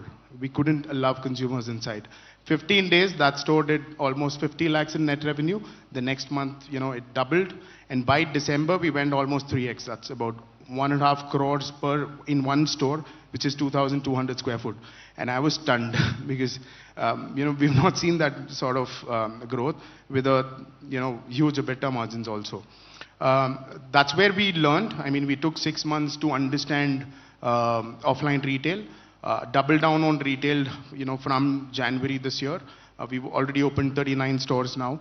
I think what I've realized is, you need to be there everywhere, where consumers want. For us, being digital first, we have a lot more advantages, I would say, when it comes to store locations. You exactly know where you have your consumers, what is their average order value, what is the retention been in those pin codes. So your decision making becomes much more easier there. 2 is, can you use store inventory also showcase it online and vice versa. And that is the journey that we're transforming into. I would hopefully want to imagine Snitch not having a warehouse maybe 5 years beyond. If you could fully integrate it, it's possible. So indeed, I think the most important takeaway in this was that you can't really depend only on online sales. I do remember that 5 years back, with the heady days of the pandemic, everyone thought that online is the way to be. And offline was something which everyone thought would be a disadvantageous proposition for a business model, considering the business investments required. So a follow-up question to each of you, a common follow-up question. Now that with online you ventured into offline, tell me a bit about the challenges you faced, particularly because each of you spoke about rentals. You spoke about exclusive business outlets. So tell me a bit about how you had to re-engineer your business model to stay relevant and profitable. So I think for us, we were clear from day one what is the sort of rent to revenue ratio that we want to sit on. And plot our stores accordingly. Like I told you, we are a digital first brand, so it becomes much more easier for us to predict at least a baseline number of every store. Right? You have a certain pin code, there is a street, you know how many consumers do you have around that, and then what is the average order value, what has been the retention, what do they buy? Like skinny jeans will maybe sell in Gujarat but never in Delhi because data says so. What sort of shirts will sell in a Gujarat versus a Bangalore. So that sort of enables us to understand consumer mindsets in a far better way. And that's why your revenues obviously increase, because having a dead inventory in the store could obviously cut avenues for you to sell it in other channels unless you integrate Omni fully. So I mean, we'd known what is the sort of rent to revenue that you have to go to, what is the size of the store if it is in this sort of mall or high street, and yeah, I mean that's when you start actually evaluating what the entire unit economics will look like. Kaushik? So the more offline expanded for us, I think the challenge was that our portfolio started getting bifurcated because the shopping behavior, at least in our category, is very different online and offline. Online, you're comparing multiple apps and websites and looking for the best price at which you can get what you mostly know you're going to buy. There's not that as much, oh, you just saw it and got impressed and you just purchased it. Retail is very different. So our retail average order value is almost 3 times that of our digital average order value. Our average selling price is almost 55 to 60% higher than our online selling price. Now, why is that? Our online team would always put requests for a certain attractive price point because we have to be competitive. Now, when we create something like that, and that pushes onwards to our, let's say, beauty advisor-led offline channel, they don't want to sell that because they know that every sale is hard to reach their targets. They want to sell the highest, most expensive product possible. So suddenly pricing model got bifurcated, and that we didn't see coming when we embraced offline. Also, maybe promotions work very differently. Online, it's a lot to do with what is the percentage discount that you're getting or the excess value you're getting. Retail in our space functions a lot on freebies that you give. Sometimes even very good-looking trousseau boxes and makeup sets and brushes. So we had to re-engineer a lot of our supply chain to actually ensure that that happens. Because, I mean, the one thing about Omni-channel is that it's the same brand. And when people start seeing very different products online and offline, it stops being the same brand and you lose trust. So we are a bit paranoid about that. So that's why we had to create separately 4 different channels, yet offer them both equal sales. So that's a bit of the learnings on the way. Similar learnings for you, Chaitanya? Maybe I'll touch upon 3 things. I obviously echo what they said, but the 3 things are completely re-engineering. Second is training. And third, something that you probably don't expect, accounting. Re-engineering, because before we went offline, pretty much every order would be placed online. Everything would be fulfilled from our own central supply chain from the central warehouse. Simple. But now suddenly our portfolio was split into 3 types of supply chain. One, what the customer could pay and pick up from the store and go home. Second, something that could be kept in the store and the store staff could deliver to the consumer's home within a 2-kilometer radius in their lean hours. Third, something that could be fulfilled from the central supply chain, and our carpenters would go and install it.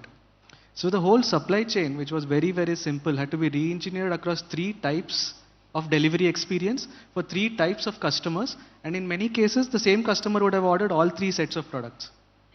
So it was a complex re-engineering that ended up taking a lot of time and really helped us transform. The second, on the training front, it was very, very clear that when we sent our category team to act as sales staff for 1 month, the conversion rate would hover between 65 to 70%. As soon as it was transitioned to the sales team on the shop, on the floor, they would get to a conversion rate of 39 to 40%. So there was a huge delta. And every time we spent time, every time we trained, it would go up and it would then come down. Then we later learned that it is an ongoing thing. It's a living and breathing organism, the retail experience. And that means you have to constantly work on training, retraining, and re-emphasizing what works, along with the small boost of the right incentive structure. The third was accounting. Nobody would expect this as an answer, but what we realized was in retail, getting to EBITDA profitability is very expensive because you don't account for a bunch of central costs. So it's very easy as a founder to fool yourself to say that, hey, my retail experience is good, retail EBITDA is very good, let me blow up more money. But what you don't notice is that there is a central overall cost of sale, central overall revenue.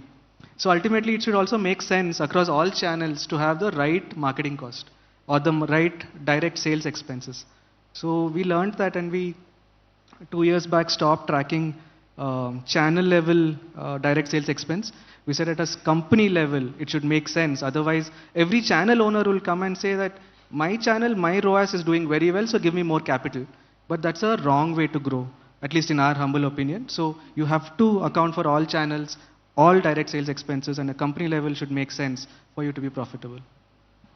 So against this backdrop and all your learnings, let's talk about the future of commerce in the omni-channel space. How are you integrating artificial intelligence, Kaushik, for something like cosmetics? We all spoke about how you need conversational AI backed by personalized advice for different skin tones, different preferences. Tell us a bit about how you are using the new advanced tools available thanks to artificial intelligence to A, break the clutter in the online space, and B, also to address legacy competition that you face in the offline space. I think there are 2 prime use cases that at least we have seen. One, I think, has been existing for a while now, which is how do you make customer support and audience queries about your orders that have already been placed, so post-purchase. And that, I think, has become table stakes right now. 24 hours of the day, you should be able to get a response. The other thing is very interesting. With the new generation and all of us attacking ChatGPT for everything, there are a lot of models being built which help answer your questions. Now, what I see happening over here, and we are working on that right now, is based on the questions that are asked, how do you really tailor not products at first? Products are a byproduct of a solution that you will offer.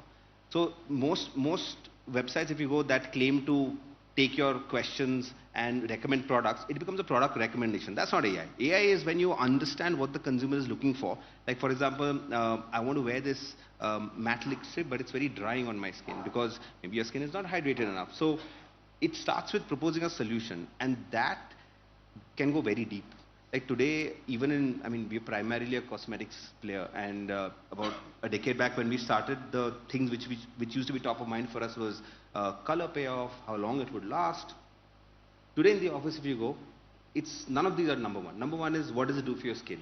So which is why you'll find that a lot of cosmetics companies like us are also including ingredients like peptides and squalane in your product. So all of this is because the consumer is looking for it, and today's consumer is hungry for information and knowledge.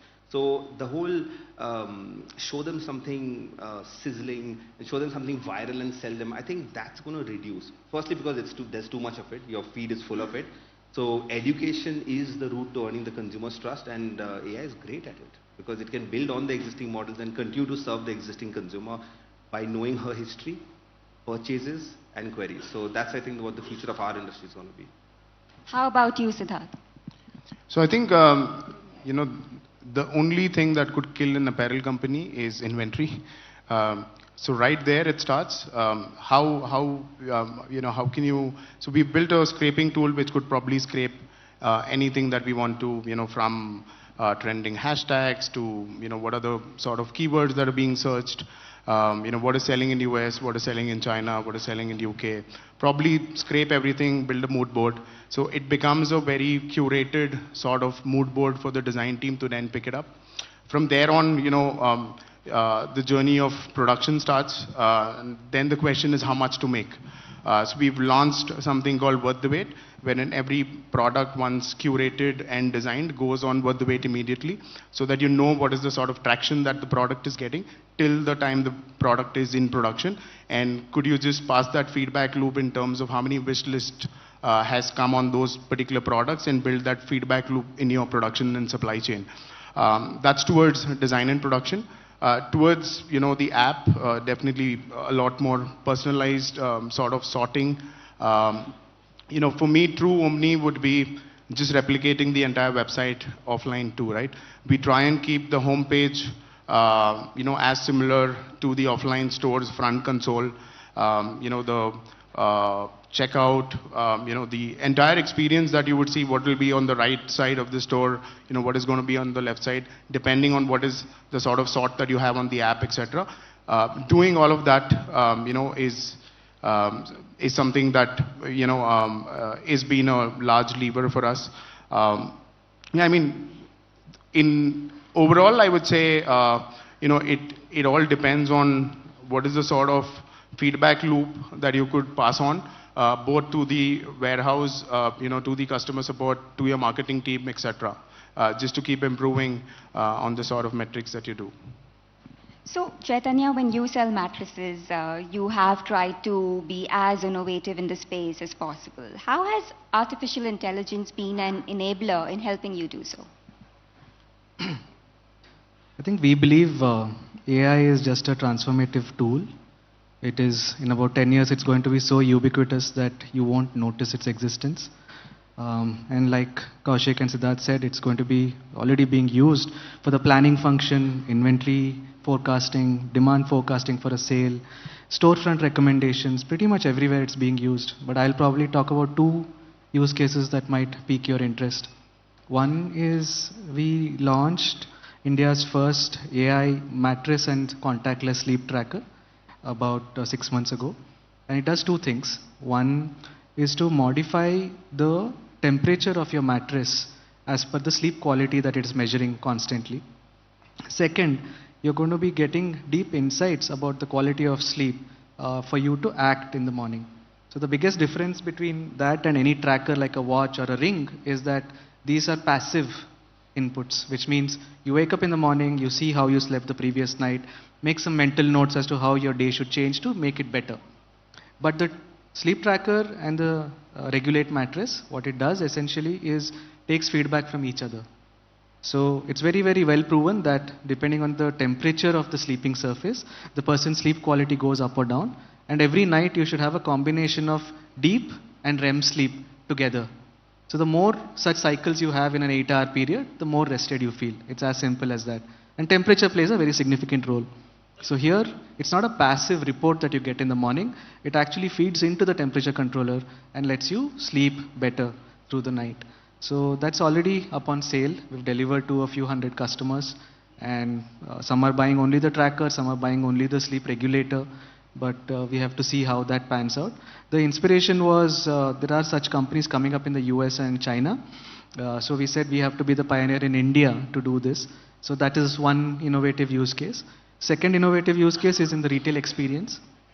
We are trying out something where whatever the retail salesperson is using as language, as key selling points, and as key differentiators for the product in the sales process, AI is going to analyze that and give us a word cloud and give us a recommendation that this particular sales team is doing this, which is very good, thus increasing the performance and the conversion rate as opposed to this others. So what are the best practices? We are trying to pull that out and train the other teams.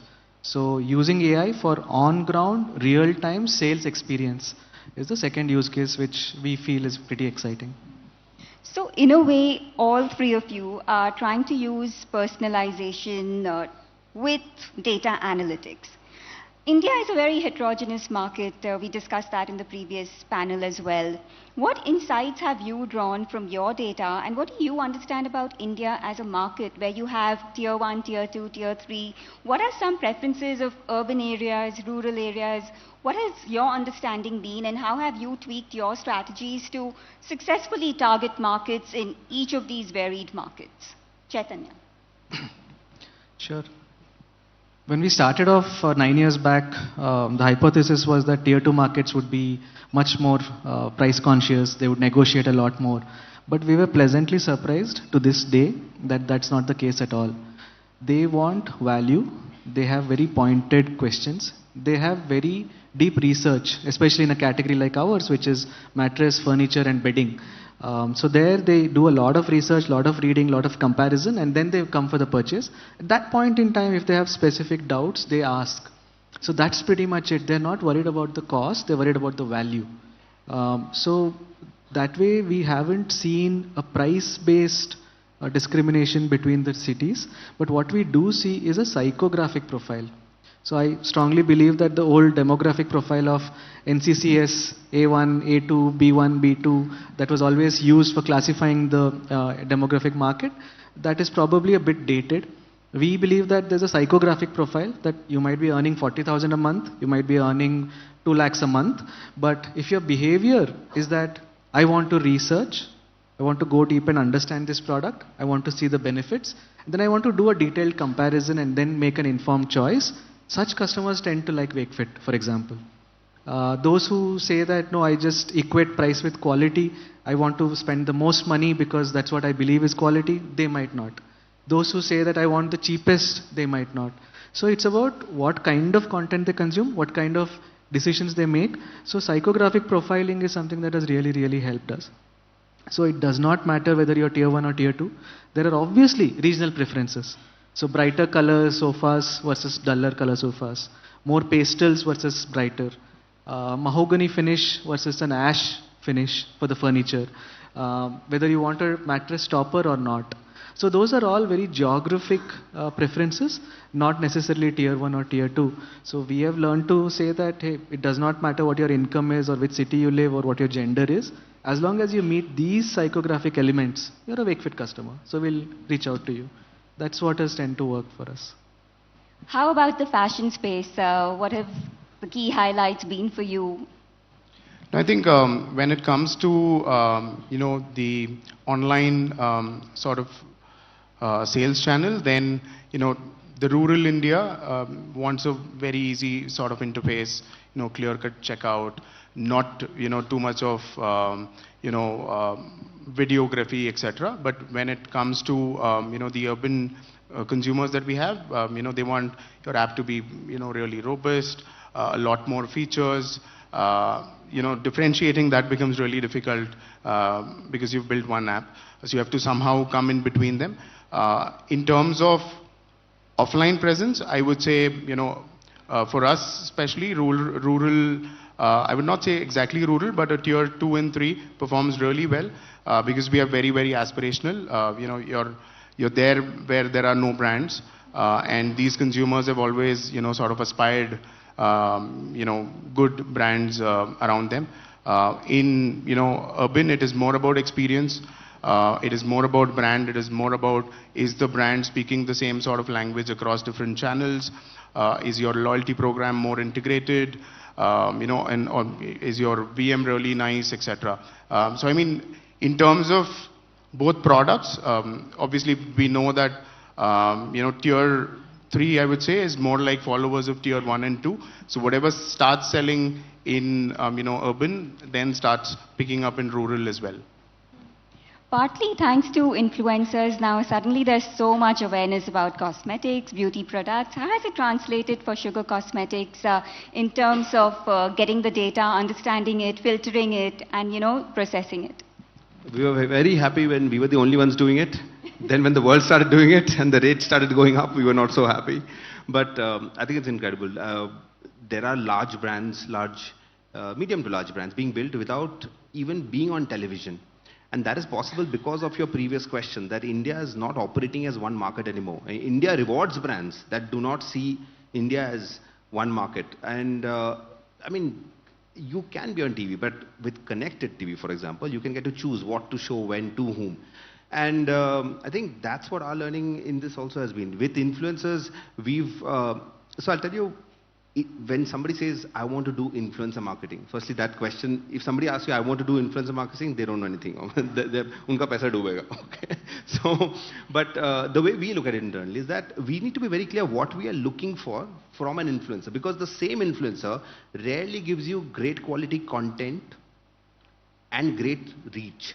Because some influencers have been at the game for so long, they are now individual media houses in their own right. So when you give them a product, especially if it's in your stories, you're sandwiched between some 14 stories, and that doesn't help at all. It just drains your bank balance. But if you say, get onto a reel or a post, even then, they don't need to go that deep into the product. Okay, I use this product, basic review. What do you get out of that? It's not a waste. It's very precious. It's reach. So then all the metrics and calculations about, okay, I'm spending these many lakhs, how many million impressions? What's my CPM for this? That's the view. But if I'm looking for content, so we have a small team in our office. Their job is just go through profiles that are under 5K following, who no other brand is probably even looking at, who are working really, really hard to create good content. Like talent ko dhoond ke nikalte hain. And when we reach out to them and we say, you know, we're giving you products, they create incredible content that we can repurpose on our platform as well. And with almost 3 million followers on our own Instagram page, it's a great platform for them also. The negative is it's an escalator. We sometimes discover them when they are 5K, 10K, then suddenly 100K and they, they cross over. But I think that pays. Because if we expect content from a mega influencer, it's not going to happen. And if we expect media reach from a small influencer, that's not going to happen. So we divide our influencer marketing strategies. So we have just about 10 seconds. Very quickly, what do you think would be one big trend to watch out for in omni-channel commerce in 2025? Chaitanya. Perception of personalization, market of one, the feeling that somebody has created something just for you. I think that's a big thing in our industry. Kaushik? I think hyper-personalized education, because we've just started seeing tablets appear in screens. I think in the future there's going to be a lot of screens in a lot of stores, and those screens are going to be two-way. They're going to take your data and also spit out data back. So I think that's going to be it. Siddharth? And I think it's going to be experience. Giving the right sort of experience online, offline, across digital, different touch points. I think that's really tough to crack, but as a brand, we would, emphasize more on it. Thank you so much, gentlemen, for your time. This was a very interesting conversation. Many thanks for joining us.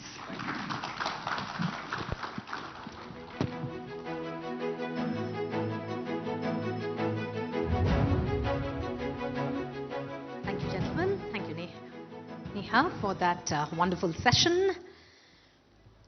All right, ladies and gentlemen, we are now moving to one of the most exciting segments of today, that is the Felicitation ceremony. Tonight we honor the trailblazers and innovators shaping the future of commerce. These recognitions celebrate excellence, creativity, and impact across categories, highlighting brands and leaders who are redefining the way we engage, connect, and shop. I would like to invite Chirag Taneja on stage to present these felicitations. So without further ado, let's begin.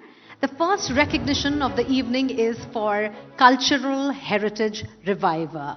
What does that mean? It's honoring a brand that has seamlessly woven cultural heritage into its identity. In a time when modernity often overshadows tradition, this brand has worked tirelessly to preserve the rich cultural essence of its products. By blending tradition with a modern outlook, they have created offerings that are not just beautiful, but also deeply meaningful. So the Cultural Heritage Reviver Felicitation goes to Adil Kadri.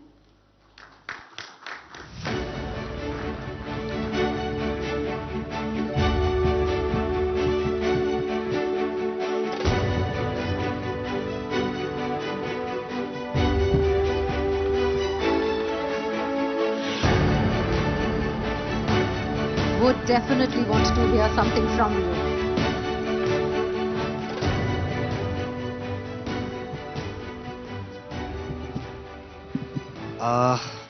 ये गोक्विक की तरफ से आने वाला दूसरा award है इस महीने में, और स्पेशली मैं अभी बता रहा था बाहर कि टू टेक जो डेली बेसिस पे मतलब इंटरेक्शन उनकी टीम के साथ करना है और यूज़ करना है, विच इज़ एक गोक्विक है टॉप लेवल पे, ऑफिस आना है और डेली गोक्विक के बंदे को एक कॉल करके डेली रिपोर्ट लेना है. सो बहुत ज़्यादा आदिल कादरी की ग्रोथ में गोक्विक ने हेल्प किया है, specially in terms of increasing the prepaid, because हमने सोचा नहीं था कि हम 50% प्रीपेड ऑर्डर्स करेंगे, जहां पर हम 3% 4% थे शॉपिफाई चेकआउट में. तो ये हमारे लिए सबसे बड़ा अचीवमेंट है और इसके पीछे गोक्विक का हाथ है. Thank you so much. और स्पेशली चिराग भाई, मैं चिराग भाई बोलता हूँ सर को, बहुत हेल्प किया इन्होंने, पर्सनली फ़ोन करके बहुत एडवाइस देते थे. कुछ एडवाइजेज जो मैंने पिछले कुछ टाइम में उनसे लिए, बहुत ज़्यादा मुझे हेल्पफुल रही है. Thank you so much. Wonderful, wonderful. Thank you so much. Congratulations. Well, up next is a most loved ethnic wear brand, celebrating a brand that brings tradition to life in the most exquisite way. This brand has consistently delivered ethnic designs that are timeless, elegant, versatile. They have become a go-to name for anyone seeking to celebrate their cultural heritage through fashion, blending the beauty of tradition with the practicality of modern wear. And the most loved ethnic wear brand is Libas.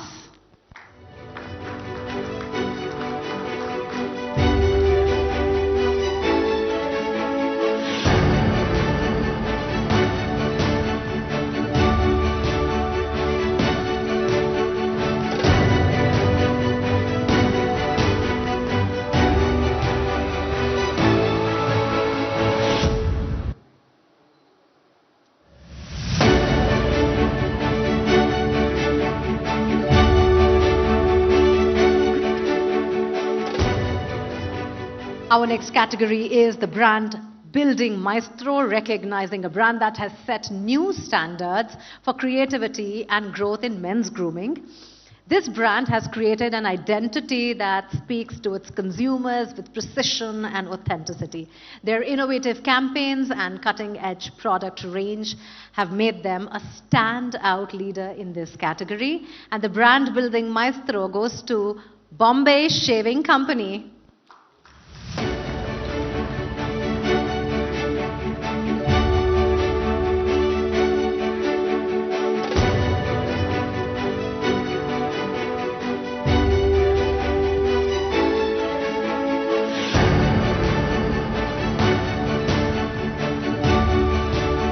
Can we hear from you?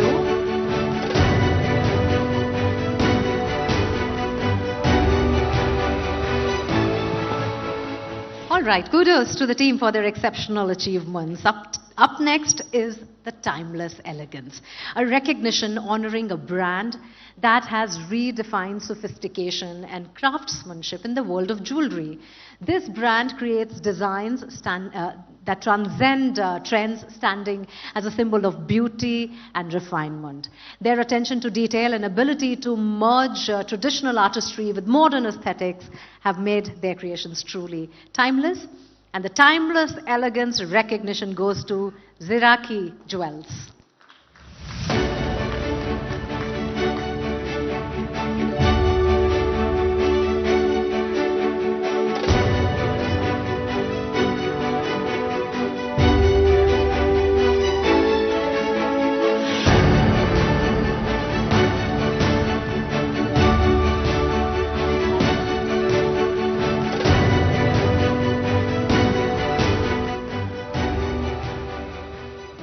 Good evening, everyone. So, first of all, I would like to thank Gokwik for this amazing token of appreciation. I started this fast fashion jewelry brand 1.5 years ago, and currently we are doing around 3 to 3.5 CR monthly revenue. And the main thing is that at first we were doing around 4 to 5 orders a day. That time also Gokwik supported us really good, And till now, that team is so cooperative that I felt really good. And also, one thing I would like to say is that this award goes to my father, because I always believe that believe in yourself, work upon, and you are halfway there. So thank you so much. Wonderful, wonderful. Congratulations. And the last felicitation for this set is for Menswear Excellence brand, celebrating a brand that has redefined modern man fashion with style and quality. With impeccable craftsmanship and versatile designs, this brand has created a range that resonates with today's gentlemen. Their work represents the perfect balance of contemporary trends and timeless appeal. The recognition for the Menswear Excellence brand goes to Harfan.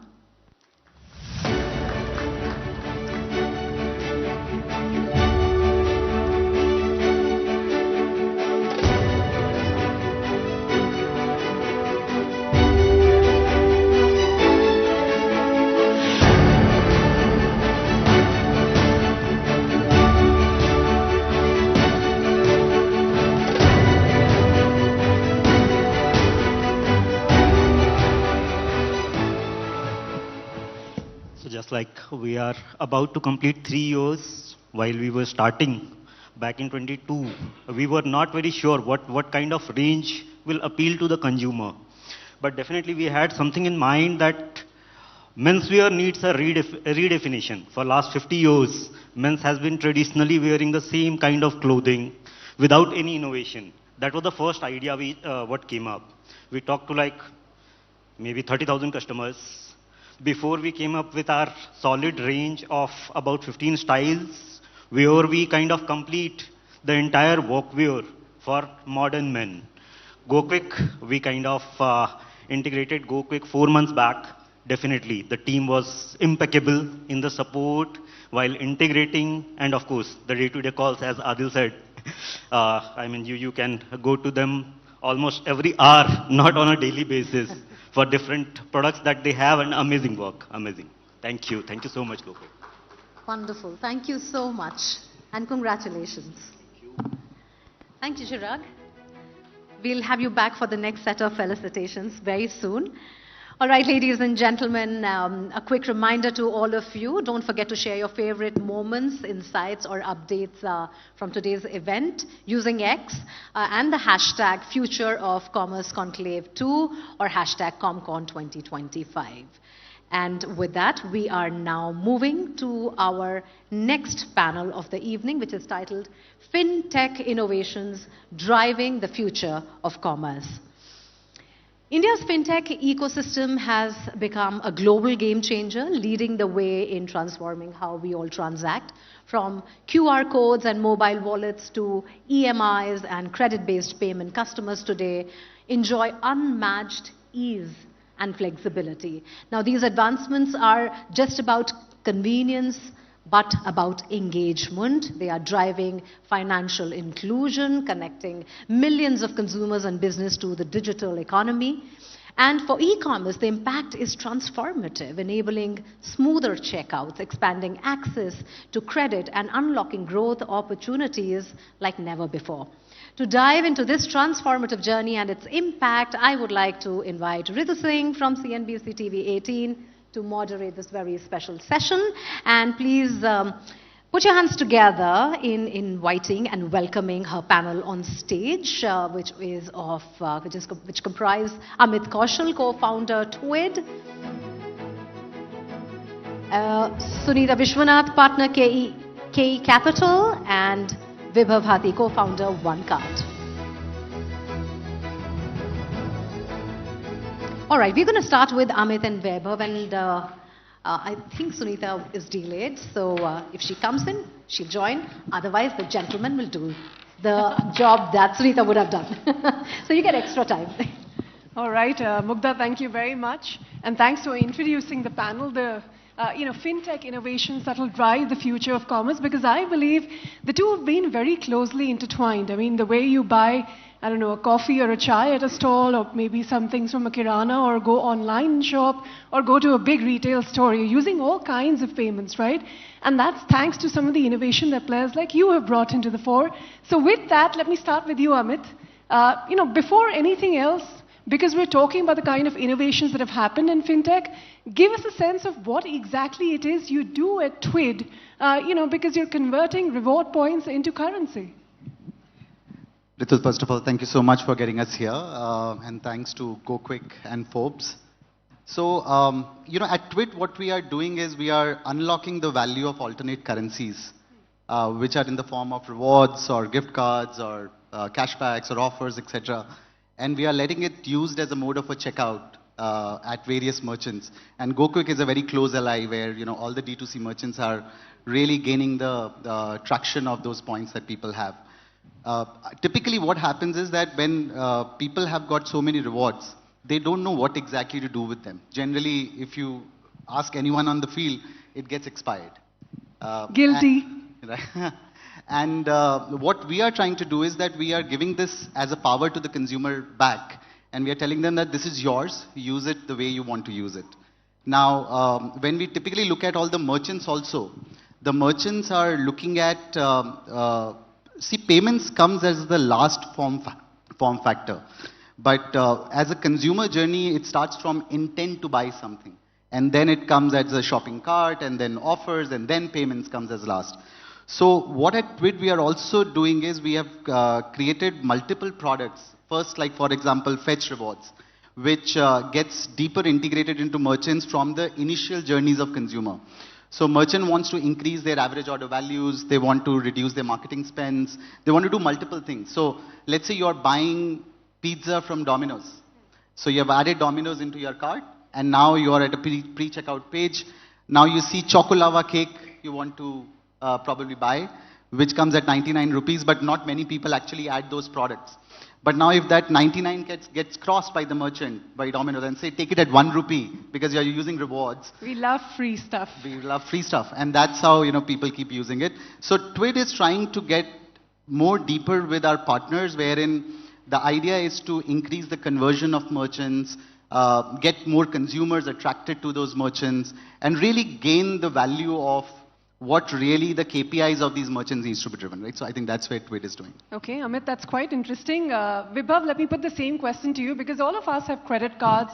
Whenever we're looking to buy tickets, say on Make My Trip, we look for what is the best offer.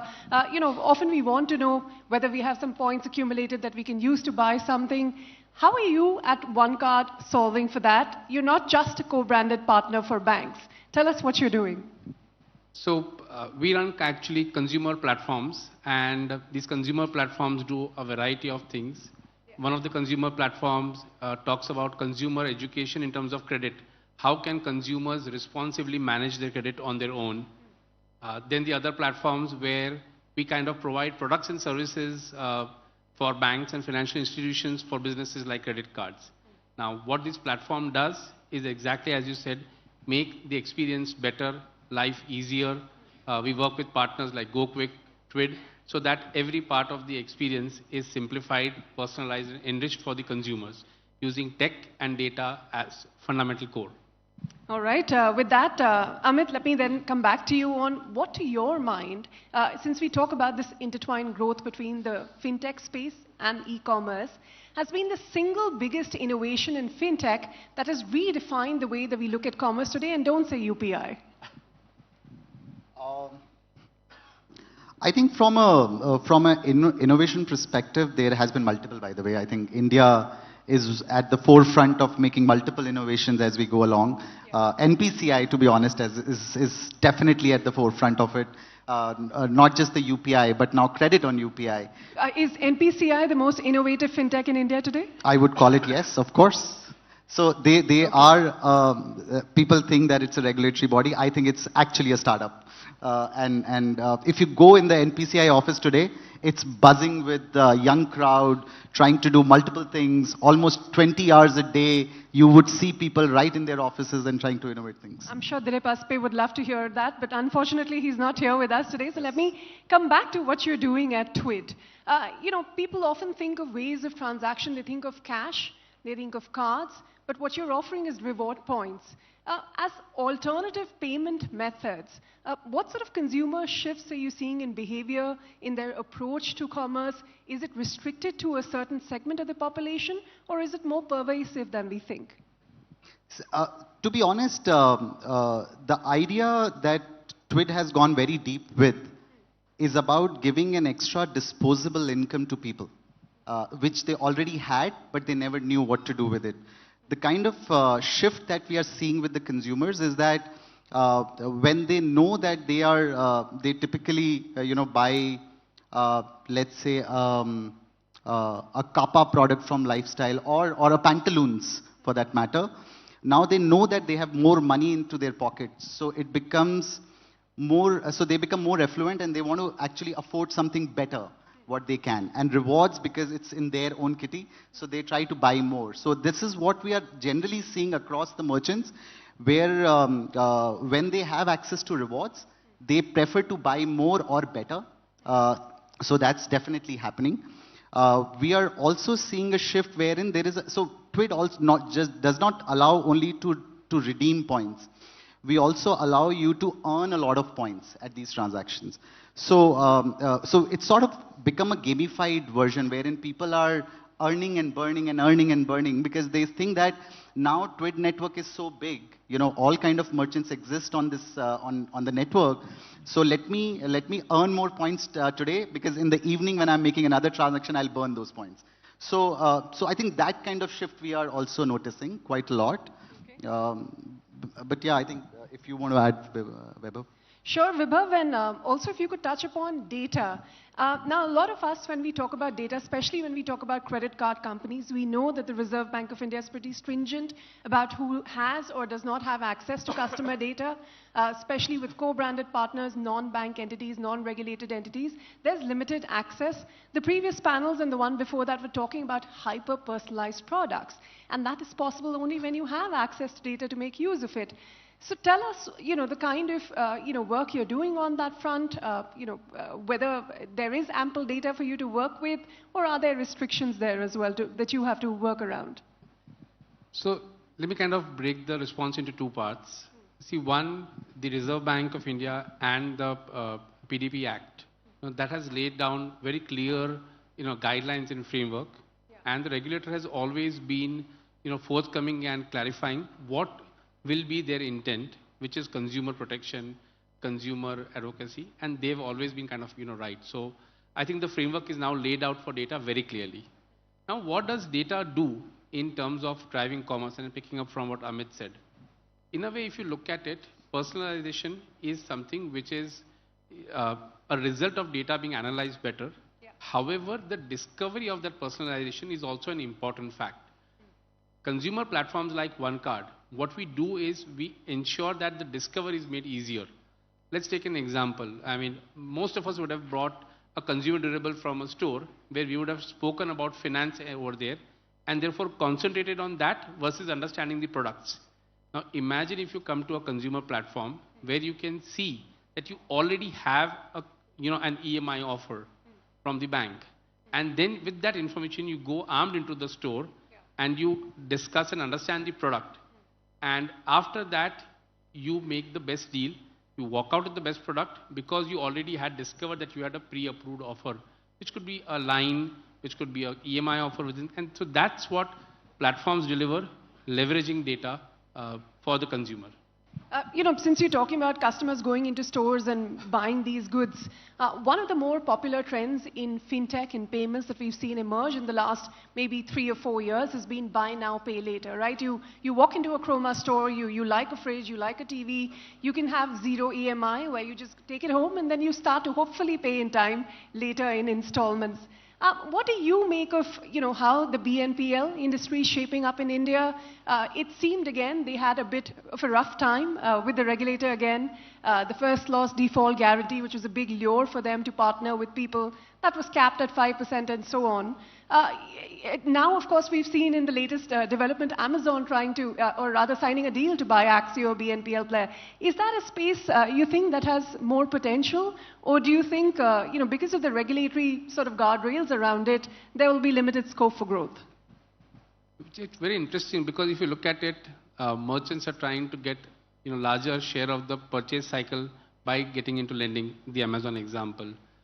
Certain issuers or banks or lenders are trying to get into the purchase transaction. Features like tokenization are enabling that this happens in a seamless manner. So, the purchase cycle and the commerce is going to become even more complex. But to your earlier question, let me abstract it to a level. Affordability in India has always been a key thing. And unlike a lot of global markets, EMI ya kisht is a word that we understand in India. It has had different form factors, BNPL, EMI, credit on UPI, credit line on UPI. I think Indians are comfortable having credit. Form factors and mechanisms and products will evolve, industry will evolve, consumers will evolve, regulations will enable it, and this will grow, and in the interest of the consumer with regulatory guardrails around it. So I don't think affordability will drive commerce. That's not going anywhere. And by the way, just to add to what Vaibhav said, see, we have been used to credit from a very, very long time. Like credit card also has been a form factor from a very long time. It's sort of a buy now, pay later only. It's a term that we are using constantly as a different terms altogether. Now, and even now credit coming on UPI. The problem statement still lies is wherein the banking ecosystem is trying to still give the credit to people for the data that they hold today. What that means is if I am a savings bank customer and bank has the data about me or I'm a credit card user, they are giving me again a credit on UPI again to those kind of customers. Now they have to go beyond this. See, they are worried about NPAs, but if you look at all the data that exists in the country and the kind of behavior that we showcase, not necessarily the information that they hold today is the only way to capture consumer credit, right? If they extrapolate that data and use some other sources of data, the credit can be given to multiple more people out in the market. And that's where BNPL will pick up the pace in India. But are players like you, both Amit, you and Vibhav, solving for that last mile customer? Or are you, would you say, catering to this very saturated market that has sources to all sorts of apps and fintechs, and they're already using all kinds of rewards and points that they can get? Just to your point, are fintechs really solving for the larger Bharat, not just the metros? How many are? No, 100%. And to be honest, the way we are also, what we are trying to solve at TWID is we are building an affinity score for consumers by understanding the consumer patterns and behaviors. Now, currently, when we are looking at the affinity score, we are trying to use it primarily for our own purpose internally to identifying the next shopping pattern of a consumer. And typically attract the customer right when we know that the consumer is about to make a shopping thing, right? But that kind of data can also be given as another source of data to the another fintechs and banks, etc., to actually underwrite a customer. The idea is how open are they to use it? Well, it's not very profitable to underwrite 2,000 rupee loans for a large bank. So that's why we need niche players like you to come into the picture. But to close the loop on regulation itself, since we spoke about some of the new ones that have been brought in, as a fintech player today operating in the Indian market with the current set of regulations, how hard or easy has it been to innovate, to build business, to do business in India? Has it been an enabler, or would you say to some extent a hindrance? Both of you. Vibhav, first with you. Indian regulator, I think, is one of and the financial regulator, and very frankly, has been somebody who has, over the last 10, 12 years, at various points of time, ensured that the growth is not a runaway growth, and it's something which is the market and the consumers have been able to adopt. The second factor, authentication. I mean, OTP is something we take for granted, but when it came 10 years ago, it ensured that frauds and misuse was taken care of. Tokenization, or even in lending, the kind of clarity of multiple circulars giving more and more framework to the sector. It will take some time for the sector to recalibrate, but that's a short-term pain for a long-term, a moderate, responsible, innovative growth. So it will take time. Fintechs will have to recalibrate certain, but this will help us gain consumers' trust and evolve the system in the long term. But Amit, you don't think, the pace of regulation, and the regulator always has to play catch up because how fast technology is evolving. Has it not slowed down the pace of innovation, you think, for you, or has it necessarily been an enabler? To be honest, what I believe from a regulatory perspective as well, I think, in the last 6-7 years, a lot of companies have taken consumers for a ride. And what regulators are trying to do is making sure that the consumer money is protected. And they're safe, everything is going well. With that, what will happen is some innovations will go for a toss. And there are many that I can call it out, but I don't want to call it down today. Not necessarily what has happened will not going to stop the innovations going forward. I think there are a lot of structures that has been built for companies to innovate on, and there will be ways we Indians will figure out how to, make sure that our innovation is out in the market in the framework that the government is deciding. This was a question for the investor we were to have on the panel, but since we do not have her, I'll ask you this. When you see these new trends emerge, Vibha, for instance, how do you distinguish between the ones that are truly innovative and groundbreaking versus some that are just, short-term fads? How do you distinguish between the two ideas? How quickly are you able to evolve or discard them when you come across them? I think for us, what we've done is we spent the first year and a half of our existence to build a fundamental foundation of tech. Ensure that the tech stack is built which can take care and which can be nimble. Once we did that, there are various opportunities which come and innovations. You kind of try them within the framework of governance and consumer protection, and you go on trying. And as and when a thing becomes at a particular scale, that's when you realize that this is something which is going to be the next step, and you then expand upon it. It is getting easier because of things like cloud and other aspects. If I had to do a startup in 2009 with physical servers, it would have been very difficult. Now with cloud, that has kind of taken away a huge constraint from us. So technologies are enabling fintechs to drive innovations faster. All right. Speaking of fads versus real groundbreaking changes, generative AI, there's everyone who's talking about it, but we know a lot of people are still using it, perhaps only for repetitive tasks like, chatbots and so on. Have you, as fintechs innovating in this space, found real use cases for generative AI? Amit, starting with you. See, AI is one such term that has been used massively for various purposes whatsoever. And as I was telling you earlier as well, where we have come up with our own affinity score, that's been built with AI and ML infrastructure. So the kind of data patterns that we are seeing about consumers, the system itself is deciding that how many points a consumer should be given on that particular merchant and for that transaction. And we know that with these number of points, the consumer will actually complete a transaction. So be it earn or burn, the system automatically calculates about consumer behavior. That's number one. That's good old AI. I'm talking about generative AI. Have you found uses for that yet, or is it too early? I think, no, so from our perspective, it's too early. But, as I was talking about, even from generative AI perspective, if you are able to predict also that what the next patterns would be about a consumer behavior, the system automatically will keep understanding and keep behaving like that, right? Okay, so that's a hypothetical scenario. Vibhav, do you have something more concrete? I think it's a very, very, very nascent stage in our organizations. Yes, we begin to use AI because it's a platform that we run, a digital platform. So we do use it in terms of propensity, servicing, predicting what the consumer sentiment is. But I think we still some time to go. I think the next 12 months are going to be exciting.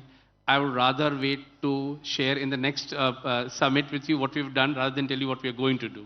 Well, forget about generative AI. Are there other technologies that you're using that you're very excited about, you think can really redefine, commerce as we see it today, and, the ease of payments and fintech innovations? Is it blockchain? Is it AI, ML? Is there something new that you're seeing on the ground? So we do. So we just had an RBI event where we presented our fraud detection solution. Okay. I think the fact is that we underestimate the requirement that a customer has for having a trust in the ecosystem. If the Indian consumer has trust, they will go for a solution. Fraud reduces trust. So we use a lot of AI and a lot of deep tech to ensure that we can predict and identify fraud. Now you have to understand whether when a credit card transaction or a commerce transactions come, the entire leg of authorization and identifying is in milliseconds. So you have to run the entire data set, and out of 1 million you might have some frauds. Detect that case, ensure it's not a false positive, and then take a decision in real time. That's what we have been able to do, and that's where we are able to reduce a lot of fraud and increase trust from consumers. Amit, are there some emerging technologies that you're particularly excited about? See, from our perspective, what we have seen is blockchain has been pretty well dominated and could act like a game changer for businesses like us when we operate like a network itself. Blockchain can, typically is helping us solve the kind of security that we definitely want to envision for the consumers that we have. Of course, also helps in the transparent transaction behavior of the consumer.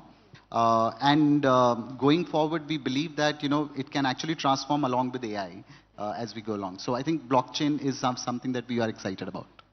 Okay, since we're talking about the future of commerce here, quickly, Vibhav, what to your mind is the role of collaborations, whether that is not just with financial institutions but others as well? You think fintechs can solve the problem by themselves, or are collaboration a big part of this puzzle? When you talk about, the emerging forces, the future of commerce as we know it today. Collaboration will definitely be the way, and in my mind, the only way that commerce will thrive. I mean, for us, one of our biggest partners is Gokwik.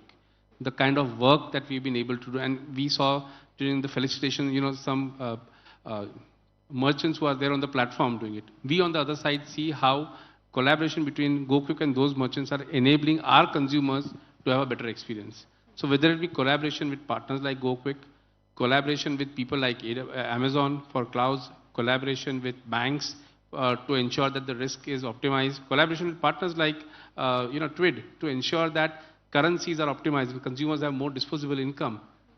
Across the spectrum, collaboration is the way, and India is a large market. We have, all of us can grow, and we don't need to compete, we can collaborate. Well, that is 100% of the times that I get the same answer when I talk about competition or collaboration for the fintechs, that India is a large market, there is space for everyone. Amit, you also hold the view. I think our core business is built on collaboration. So we are a network. So we work with banks, we work with non-banks, we work with merchants, we work with acquirers very deeply. And one of our very close allies, as I was talking about, Gokwik is one of such partners.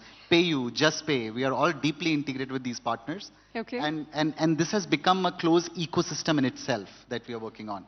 Now, there'll be some who would not like to be part of ecosystem, but we still like to be part of them, because at the end, if this needs to flourish, there has to be a cross collaboration that needs to happen. Well, there absolutely must be. But quickly, Amit, fintech has come a long way in solving some of the problems of commerce.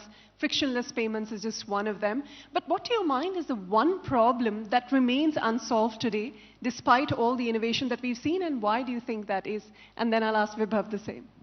See, one of the majority of the things that I see is that from a digital payments perspective, UPI do have picked up so big in our market, but credit still remains unsolved, right? I think that is one problem many players are trying to solve. Many tried, but regulators actually came in between, tried to structure the environment.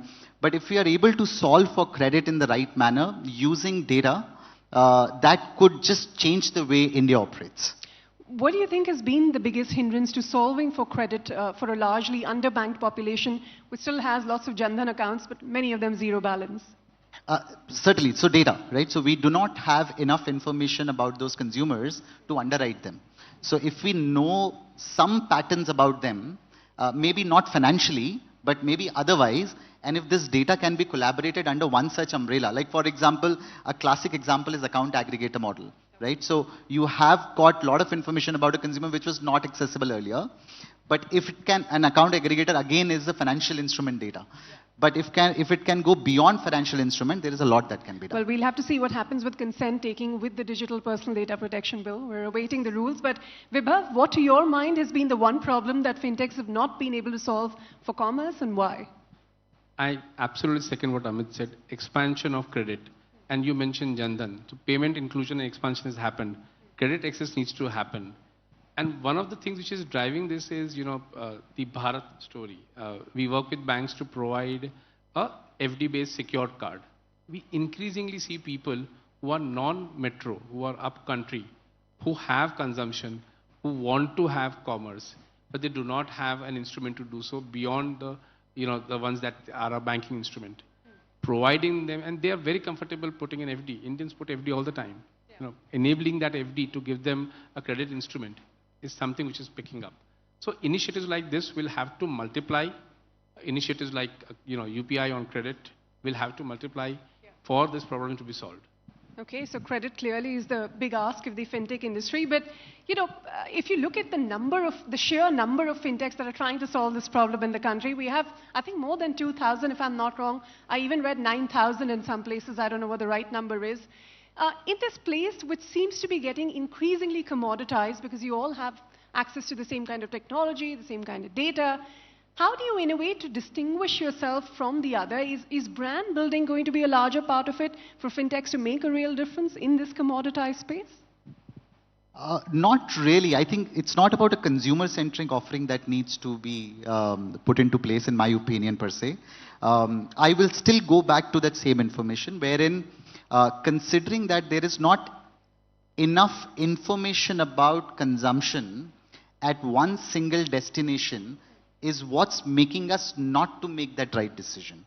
It's not about, a Google Pay solving that problem, because Google Pay or a Phone Pay or any brand for that matter, they will have information about only their consumption patterns. The question is, user actually, I go fuel my car, I will probably use my card. I will go have a chai, I will pay it by cash. I'll go on a travel, etc., and you do something else, right? So there's so much information out there about me, which not many people are aware of. So if that can come at one place, there could be a way to solve this problem. Okay, Vibhav, finally, let's say if you were to fast forward 10 years into the future of commerce, what is one radical shift you believe that fintechs will bring to commerce that probably is unimaginable to many in this space today? It's a bit of crystal gazing, I know, but if you were to take a shot at it. 10 years from now, I think the ability to... So let me take 10 years prior to now. I wouldn't have imagined a lot of consumers being able to go and pick up stuff like shirts online. Will people go and have an experience of almost a touch and feel 10 years down the line, sit at home or sit wherever they are, and get more products delivered to them and experienced digitally, and will that drive commerce? Maybe that's the case. Amit, are you in a worry about overconsumption and over-leveraging at this space? No, I will add to what Weber said. There are two things 10 years down the line I see, and some sort of work has already started happening on that. One is there'll be a plenty of personalization that will go into picture, wherein the platforms or brands or banks would know a lot about me, and they will be able to attract me when it is needed, and not pre or post kind of things, right? So they know exactly. So everything will happen real time when things will get into picture. So that's number one. Number two, in my opinion, there will be a lot of unified, sort of a unified experience will come into picture. So as I was talking to someone else, so be it from a payments perspective, Be it I have cash, be it I have got offers, be it I have got wallets, cards, alternate currencies, etc. Everything will be so seamless for people to use that they would not even notice that what they're trying to do, and the transactions will get completed. Well, that's as scary as it is exciting. But Why would that be scary, by the way, Ritu? Oh, it's a little too much consumption, I'd say, ease of consumption. But thank you so much, Amit and Vibhav, for answering all of our questions. It's been a pleasure speaking with both of you. And thank you all for being a wonderful audience. Thank you. Thanks. Thank you. Thank you so much, Ritu.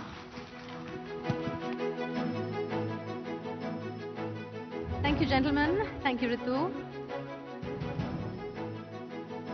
We're just going to take that thought forward. All right, now as we know, content has also become the beating heart of modern commerce. It's no longer just about selling a product, it's about telling a story, building trust, and creating meaningful connections with consumers. So from influencer marketing to live shopping to immersive videos and shoppable content, brands are crafting experiences that go beyond transactions to inspire loyalty and drive sales.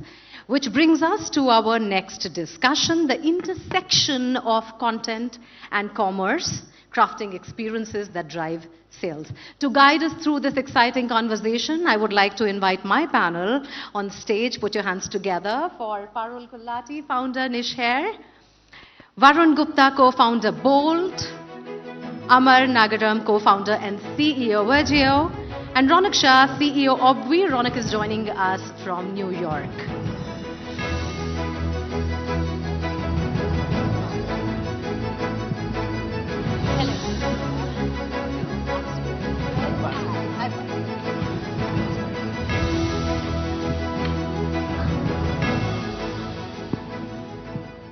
First of all, welcome to this wonderful conclave, and I'm super happy because I have used all three brands, so I'm very, very happy. and I'm gonna give a personal anecdotal experiences as well of how and when I chanced upon your product and what content led me to it. But first off, and I'm also going to welcome Rohan. Rohan, if you can hear us, we'll be patching you in soon. Good morning, first of all. You're in New York, and we hope to hear from you. Good. Wonderful. All right, Amar, if I may start with you, what a pivot from Myntra, which is, of course, now into luxury as well, but fast fashion, and to Virgio, which is sustainable, which is speaking the language of sustainability. So what was the transition like, or how did you chance upon the idea of getting into a range which was so out there when it comes to sustainability? By the way, I love how you, if you go to their website, you will know what amount has gone into making each product, and also what is the carbon footprint of the same. So very, very exciting to actually see the numbers there. How did this transition happen? Tell us the story. First of all, thank you. Thanks for having me here, and thanks for trying us out. And she also did try us out earlier, so happy to have two of our very lovely customers on the stage along with me. So my transition from Myntra, actually a bit about my journey at Myntra, right? I was an accidental CEO. I do not come from the world of fashion. I'm a computer science engineer. I was part of Flipkart group where I was building all the Flipkart technology. And then as the Flipkart grew to be whatever it is today, I've also ventured into other parts of the business, unknowingly that I was actually part of a lot of business decisions being made in the organization. So when the time came for the board to choose the next CEO, I was considered. And honest confession, I actually asked the board the day when they told me that, hey, you're the next CEO, that why me? Like, and the next thing, when I came out of the room and I told my wife, she had at least 2 minutes left.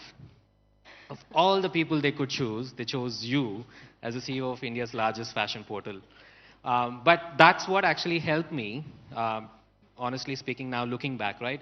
As an outsider to the industry, I could actually ask all kinds of questions, naive, stupid, because I just did not assume anything.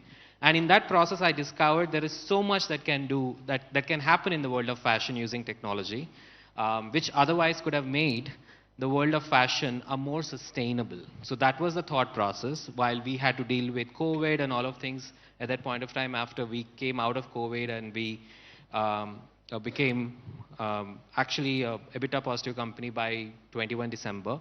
That's when I went back to the board and said maybe I should pursue this because the computer science engineer in me is still keeping me alive on this thing. So that's how it started. Coming to Virgio, the sustainability is actually an outcome of what we are doing. It's not what we want to do or what we started with. Interesting. Because when I looked at the entire supply chain, we realized that there are a lot of touch points where things could be done differently using technology. And when we started doing it is when we realized the negative impact of fashion when it's being made is being significantly reduced. And that's when we kind of stumbled upon, hey, we're actually making sustainable fashion just by doing it the right way using technology. So that's how it all happened. Wonderful. And I will come back to you on understanding what led you to have these insights on your website, which is strategically a part of the content strategy because people are looking at that content. It is getting noticed. So we'll come back on that. Varun, love the Mustang, by the way. And how I chanced upon it, I used the audio, the earbuds. And I was looking for the car Mustang. It was something for a story or for research I was doing. And there popped up on my social media, Instagram account, a reel of Mustang. So, the connecting bit of content is pretty cool because nobody would have thought that, while looking at this product, this would come up. And of course, and then it was so bright and flashy that, you automatically, the flickering mind goes from one window to the other and then you're like, all right. And then it was so easy to buy. All of that happens. But this is wearable tech is so interesting because the moment you hear about a watch has come out or earplugs have come out or smart rings have come out, automatically you are now able to choose from the budget you want to. So if you want to spend a lot, there is somebody. If you want to spend medium, there is somebody. There is, so suddenly the market is open. It's so democratized. It's like tech does not belong to one person, but it belongs to all. How did that journey begin and what was your target audience when you started, keeping in mind the insights that you were receiving on your consumers? Super. Firstly, thank you so much for having me. Speaking of the target audience, to be honest, we never had the top 1% of India to begin with as a target audience, and I'm glad we have the panelists as our customers. So that's a brilliant achievement. And also, Myntra and Bolt, we go back a long way. So after you, I think Anant took over as the... Okay, oh lovely. So we started in 2017 exclusively with Myntra. So for the first 18 months, we did not do business with any other platform. And we were positioned as a design-first brand, and Myntra was the obvious choice because it was the largest fashion marketplace. And from there, we moved to your sibling, to Jabong. And finally, we got a permission to go to the parent company, Flipkart, and then we opened our doors to Amazon and all other platforms. But coming to your question, how did we start and what was in our mind? I happen to be a musician by hobby. I used to play the guitar for my school band and a bit of vocals, and I was an audiophile as a product. I happened to be an engineer, so that helped me in understanding the product. So I ran 3 startups before Bolt happened. I worked with Snapdeal before I started Bolt as well. So through all of that experience, I understood how the market was going. I understood the demand side. I was running my 3rd startup from 2015 to 17, where we worked with a lot of e-commerce companies and helped them from taking their offline heavy retail businesses to expanding their horizons to e-commerce. And in that process, we understood there was a gap. The wireless industry was picking up after Apple pulled out their headphones jacks from their phones and then gave rise to $1 billion wireless industry. And that's when we bet ourselves on 2 primary areas. One was using wireless products, which was the tech of the future. And secondly, focusing on design as a differentiation, because I love and loved art, and I wanted to build products that are meant, while there were products made of wood, aluminum, leather, etc., but they were north of $200-300, and they were not really accessible for the majority of the country. So we wanted to bring really world-class products in terms of design and wanted to make it accessible. So we chose Myntra as a platform. We wanted to use design-first platform. And while Myntra was only possibly 5% of the e-commerce marketplaces in the category wearables, but we, thankfully, I mean, honestly, back then we didn't have a lot of strategy and all the fancy marketing business buzzwords, but we were blessed to have that sanity that, okay, let's choose one platform and let's just focus on that. And let's focus on one kind of product for one kind of TG, which is more fashion-centric. And slowly and steadily, we kept on building. Fashion-centric is the word. We have to see the Mustang. The colors are beautiful. All right.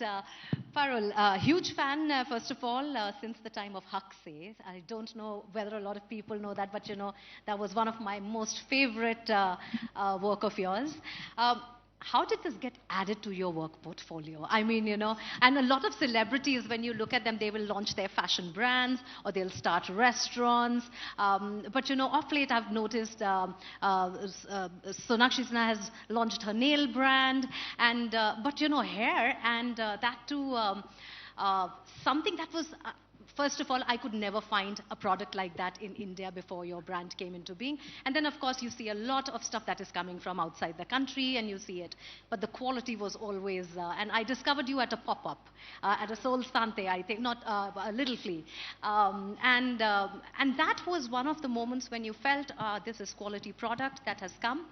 But more than that, it was who was behind the brand. How did that happen? Wow. Again, thank you so much, first of all, for watching the show. Not many know about it, and thank you so much for having me here today. I do feel I'm the smaller player here. These people have achieved so much. I've worked with Virgio, and I want to discuss how we collaborated too. We'll come to it. He's a genius, okay? He didn't collaborate with me, he collaborated with Nishair, because he knew there's a buying audience. Meko so launde follow karte. I'm sorry, can I talk in Hindi? Yes, English absolutely. is fine? Yeah. Guys follow me more on my page. Asking me how I came into the business.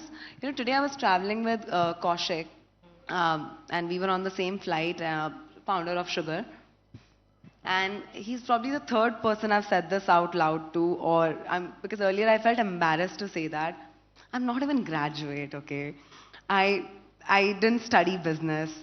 Being an actress, I knew how I can sell things because it's easier, the comfort of being in front of the camera. That came as an ease for me. So I had done this Punjabi film. And when it was about to release, somewhere I knew in my gut, ye na tank hone wali, ye nahi chalegi film. And ek sapna tha jab Bombay aayi thi, whenever I'll become a very big actress, I'll have a brand of my own. What I didn't know. But I should have, because you know, you see out there, Rihanna built her beauty brand. Kardashians were building their brands. And I was just watching Keeping Up with Kardashians, and I saw them talk about hair extensions. And it struck a chord, because I wanted to buy hair extensions for myself. I could never find it online. So I was like, why not build something that's not there? And I need it. Every actress wears it. And I had chopped off my hair back in the day. Just because somebody said, oh, you're looking old at the age of 23, okay? And 7 years ago, it was like a big thing. Arey, actresses ki shelf life hoti hai. And I was looking for hair extensions, couldn't find it. Somehow I just put 2 and 2 together, had one extensions which weren't matching with my length because it's an issue. I can't give you any hair extensions for your length. It has to be matched. So, created something in my living room with my mother.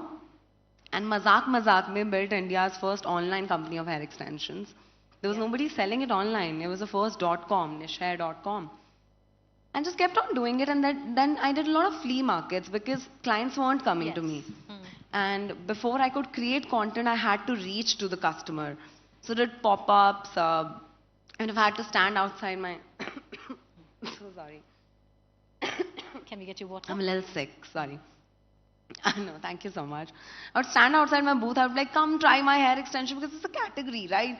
No one knows about hair extensions. You had something to work from, AirPods, okay, or something which is wireless. You can tell people what you are doing. With fashion, you could tell people or just add sustainable factor to it. But people knew what clothes were, what headphones are, what other things could be. And for me, it was so difficult. I would just stand and be like, listen, do you want to try my hair extensions? You may want to cover your grays. You want to try my products. Reel them in, and then slowly, many years of me just sitting in front of my phone and reaching on your social media feeds saying, please buy my hair extensions. It got me till here. But that's wonderful. For the uninitiated here, Nish Hair is making hair extensions. These are the streaks, these are hair patches, and I can't begin to tell you how much confidence it gives people who are perhaps losing their hair and don't want to go the clinical route or the medical route. And for people like me who have to be seriously haired on panels like this, but can actually do my hair blue or green, I can't do that permanently. So that really worked for us. So there was a market, and I'm so glad that you tapped into it. All also, right, I'd like to correct her. She's not the smallest player out here. She's followed by more people than possibly all of our followers in the entire room is, and I'm sure most of us know her the most, more than any of us names, and everybody is more excited to listen to her today. You're very kind, Varun. I'll come back to that because except for Amar, I think Ronak and the two of you are part of your content strategy, which means that you are on your Instagram talking about your product. So we'll come back to that. But Ronak, welcome to this panel, and I'm so glad that you have joined us this morning. Longevity, Ronak, is the new industry, and it is the industry of future. It is something that is going to be the industry that people are increasingly investing in. Everybody wants to live long, everybody wants to live healthy. You are in the business of making people fitter, look younger, but the most interesting thing is that your target audience is actually younger people. So that, for me, was also one of the things that stood out for when I was looking at your product line. How did you look at them as people who would be buying supplements or keeping healthy, etc.? Because quite frankly, I'm 45 and only now I'm looking at supplements because my doctor says so. But how did you chance upon this TG, and how did that sort of make your content strategy? Absolutely. Well, first of all, Forbes India and Gokwik, thank you so much for having me, especially remotely. I know it's not the most ideal experience, but it's an honor to be amongst everyone, and especially the panelists who've built incredible journeys for themselves too. But for a little bit about Obvi, the brand that I started about 6 years ago with my two co-founders, the piece of longevity, which I'll get to, started again with this idea of needing content to be very important for us. And the main reason is three of us, myself and my two co-founders, we're actually all Indian. I'm actually born in India, and we decided, let's do something really easy. Let's decide to sell collagen supplements to females, and that to Caucasian females, right? For the most part, that's our demo, even though we sell globally. And so you can imagine, right, that disconnect is pretty challenging to get over. And so for us, the first piece that was super important was being able to be part of our content strategy, but not having to be the only piece to it was super important. And so just for us to be able to communicate to these women who we believe is our target demo, right?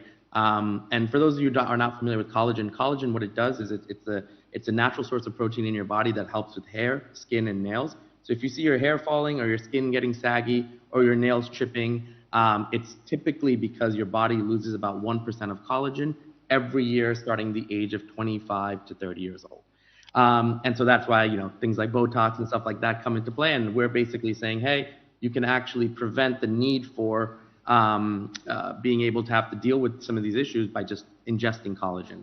And so anyway, to answer your question, which was a great question, one of the pieces that you have to, I think, realize is a lot of products that are built out there, whether it's supplements, whether it's in different categories, they have kind of two different demographics that buy from them, right? One is the demographic that's saying, hey, I want to buy this because I'm reacting to a measure that I feel. You just mentioned, right? You're 45 and now you're starting to look at supplements because of whatever reason that may be, right? And then you have what's called the preventative buyers, right? Which are saying like, hey, I am seeing what I will have to do at the age of 45 and I don't want to do that then. I want to start taking supplements now so that I can prevent the need to take it later or prevent some of the things that can come from not taking it later. So for us, the content strategy became really, really important because one, when you're trying to explain to somebody what something will be, what you will avoid, it's a little bit tougher sell, right? Because it's much easier for me to say, hey, by taking this, here's what you will see, right? Which is results typically. But when something like, even when in skincare, right? It's a tough market to sell sometimes because I'm telling you what you will not see, right? I'm telling you what you can avoid. And sometimes when you look at consumers, they often go the route of saying, hey, well, if I don't see results, then I don't know if I'm going to continue to take this, or I don't know if I'm going to continue to, keep this in a routine. So for us, we started to study both sectors of demographic. One is the 35 and above, and one is the 35 and below. And I think there's two pieces that really stand out. The 35 and above for us, which is also still an important demographic for us, is the reaction they're having is, oh, wow, I am aging, but I know there's a lot of resources out there. Which one do I choose? And they are very, very explorative. And that's why I think we're using content, personalization, marketplaces, as well as deepening our Facebook and Instagram strategy and community, which I'll get into, really, really at its core. On the flip side, we have a younger demographic that's basically saying, hey, I'm super scared of getting old. I'm super scared of wanting to even go down that journey. True. And with them, I think it's a lot more of showing, here's what can happen if you maybe don't take these steps, right? So for us, that's super important. And I think the core of the way we've been able to tie a lot of this together is we actually have the largest collagen community in the world on Facebook group. It's about 115,000 global members. And these members are sharing with each other how they're actually feeling. And I think between that emotion and with our content strategy leads the ability to market to them better. So that's a little bit about it. Wonderful. That was quite interesting because we are talking about content that is being curated for a TG that is new to it and is perhaps not really sure. Then there is a TG that is saying, all right, I am interested in this because I see myself using it. And then, of course, there's a TG that says, I'm looking for it, and I'm not going to go into the market and see which one is better. But the content curation, of course, is very different for all three target audiences. That brings me to all three of you back again, which is, let me start with you, Parul. What content formats do you like? And did you see your product being most visible on? I do know that a lot of your content, a lot of the content that you make involves you and real customers, and you make them try, and you can instantly show कि देखो कितना फर्क आ जाता है, right? You can absolutely show at that point in time what the changes are. But then how do you decide which medium to use for what? Who are these people that you want to target? And when you are on social media, obviously your strategy becomes more about storytelling as well. How do you see that all patched together? So initially, it was always that what I felt like putting out there, and then seeing how people are reacting to it. So definitely when it comes to bringing more awareness, I hop on trends or do something fashion because that's more easy on your eyes. You want to watch it for longer, you get more views on it. But when it comes to driving sales, it is UGC. I need to put it on a customer and show it. This is how it can change your look. It can give you coverage. If you have receding hairline, if you have balding, I'm showing in an instant how it's getting covered. And other than that, just having more loyalty base of customer to build so that people stay on the page or stay with the brand for longer. That's more P2C, where I'm directly talking to the camera, showing my products, talking about them, and doing storytelling, because that's when they feel, oh, she's like us. We can trust her. She will not cheat us. So that helps a lot. And then when it comes to influencer marketing, that again is for awareness and for fun. So I hop on trends, but I hop off very soon, and then it's like a balance of all three. I try to just maintain it. Do you use, what kind of tech do you use to tell you what perhaps your TG is looking for? The customer, what are they looking for? See, what I look at, मेरे पास क्या product ज़्यादा है जो नहीं बिक रहा है, मैं उस पे content बनाती हूँ, simple. कि वो ज़्यादा push होना चाहिए. Because I look at my inventory, then I'm like, ये बिकना चाहिए. That's it. I keep it very simple. Or look at the search data. If people are searching for this product more, and they are unable to find it, how do I list it on top of my website and show more of that content to people? Yeah. You come from an industry which is right there. But you, Varun, are somebody who came into the business, but you are also the face of your brand. You know, you do, you are seen on your social media, you talk about it, there's a podcast. So there are a lot of things. How do you see now this narrative building where people are able to associate with the owner of the brand, and you know that intimacy is there, because you know there are so many brands where you don't know who owns the brand and you do not you know, you're not interacting with them. But was it a plan in making, or did it happen accidentally, like our accidental CEO here? Were you an accidental social media star because you know people do follow you and they connect with you? Sure. So we at Bolt, and I'll speak for my journey as well. We had our own, I mean, we've been around for 7.5 years, and we've sort of seen the semi-digital revolution turn into the social revolution, now into the real revolution. We started with marketplaces, Myntra to begin with, and we ventured across all e-commerce marketplaces. And we've done some right things, and we made a lot of mistakes. Initially, we did one right thing in terms of focusing our marketing budgets just on e-commerce marketplaces in form of performance marketing. And there is a term called PLA ads and Amazon marketing services, etc. So in very simple terms, when a consumer searches for a product on an e-commerce marketplace, you show your ad and you know do some conversions there. That worked until a certain scale, and of course, if you initially do not have a lot of branding budgets, that's the simplest, cleanest, and the easiest low-hanging fruit out there. But slowly and steadily, we started understanding the power of branding, that consumers want to go beyond the product. Initially, you just think that it's all about the product, making a great product, getting good reviews, and showcasing that product. That's 101 simple, no shebang marketing. But then you start understanding the power of brand and content.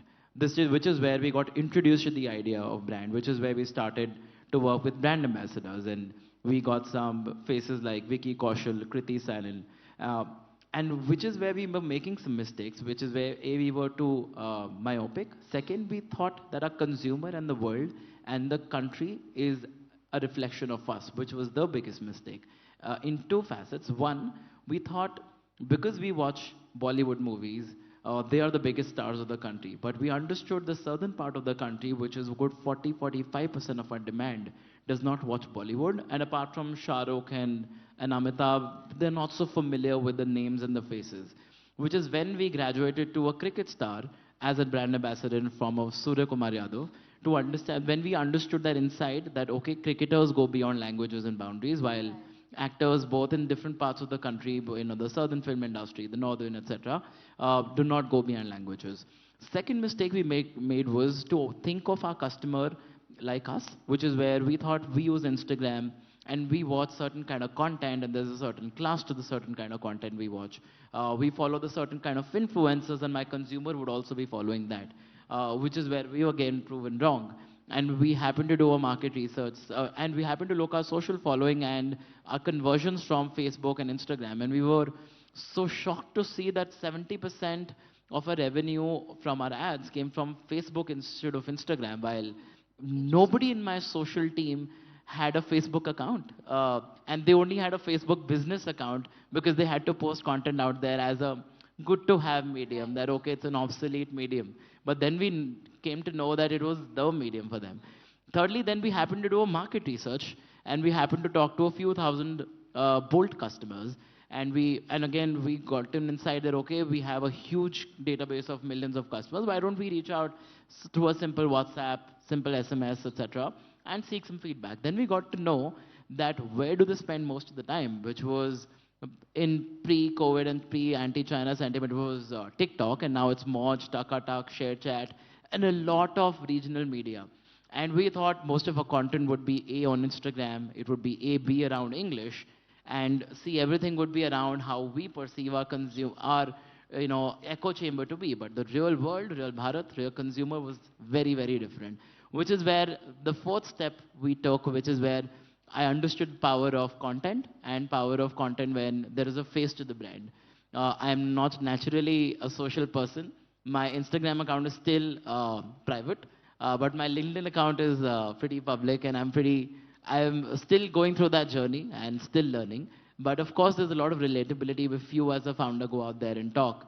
It was a lot of pushing with me internally and my team pushing me to go out there and talk to the world, for me to fly out of Delhi and come to Bangalore to speak at an event. All right, you accidental social media influencer. All right there. Amar, if I may come to you, and we have to wrap up also, but what content formats do you like personally for your brand? What led to it? And I do see that there is a lot of serious talk there as well. Do you sometimes feel it might overwhelm the consumer who's actually looking at everything, that, this is the amount of water that went in, or this is the carbon footprint, etc., all those details? Or was it your customer base asking you questions that you said, all right, we will put this out there because this is a consumer that understands this language or understands this, and we need to do this for better visibility and also better understanding of the product and the brand?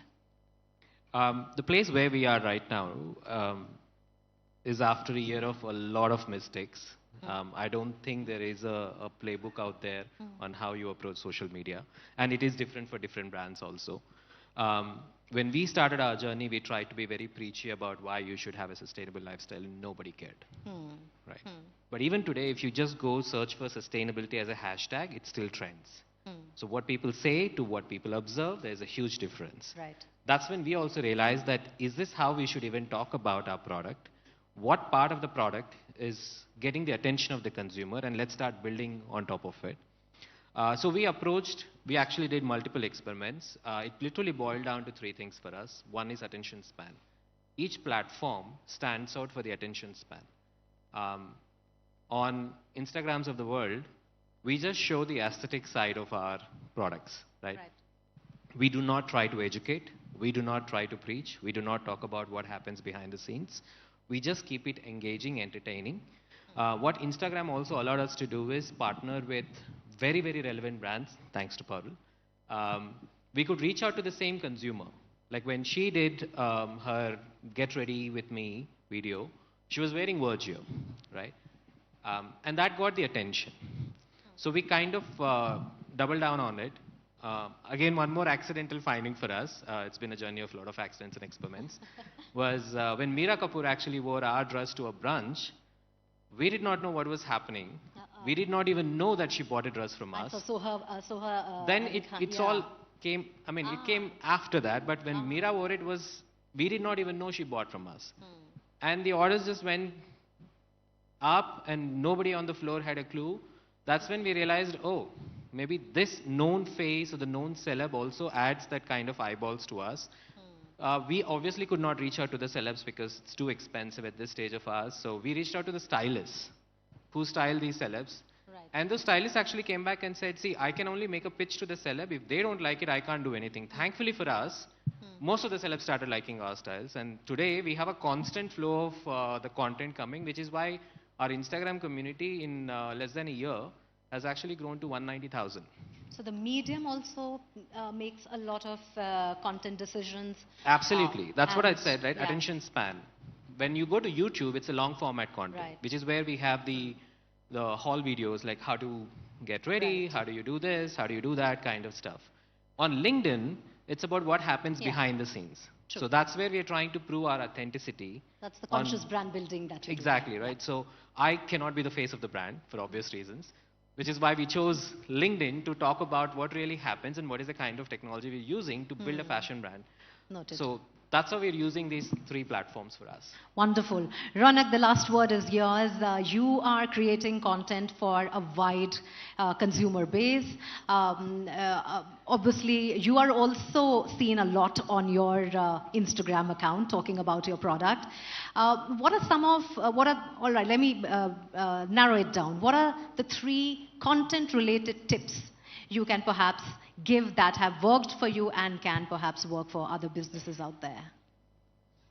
Yeah, absolutely. Well, I think it's tough to narrow down to 3, right? But I think number 1 that's been super important for us is we're focusing a lot on personalization and really getting down to understanding why somebody is coming to buy with you, right? I think a lot of people, we're all used to bucketing most people who come to our website or try to purchase with us into one big bucket. And when you try to break down why somebody's coming to buy from you, there may be somebody who's coming because they're experiencing hair loss. Some people who are, trying to avoid hair loss. Some people who are experiencing, brittle nails. Some people who are trying to avoid that. How you market to them, speak to them, retain them, I think all needs to become extremely personalized. You can't go out with the broader message anymore.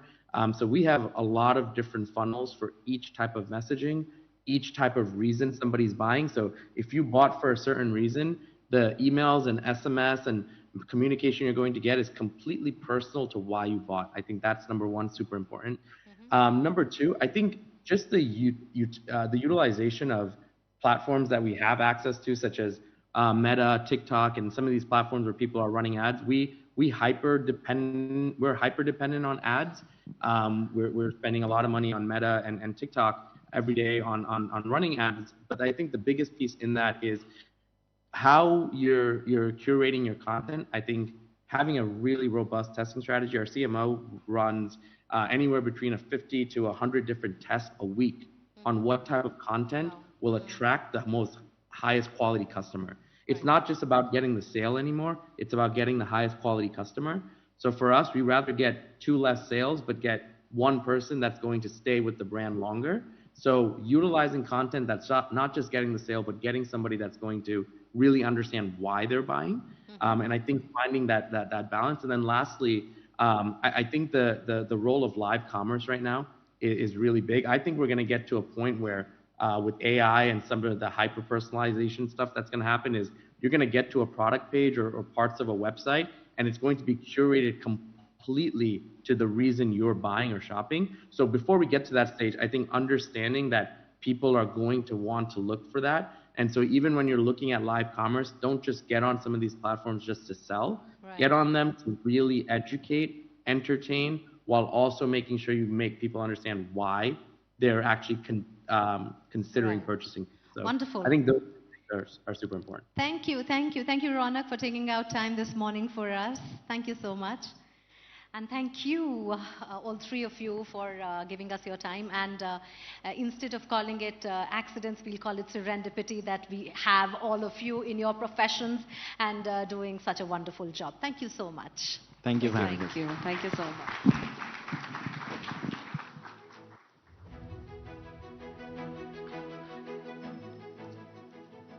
All right, that was my panel. I'm very pleased with mine.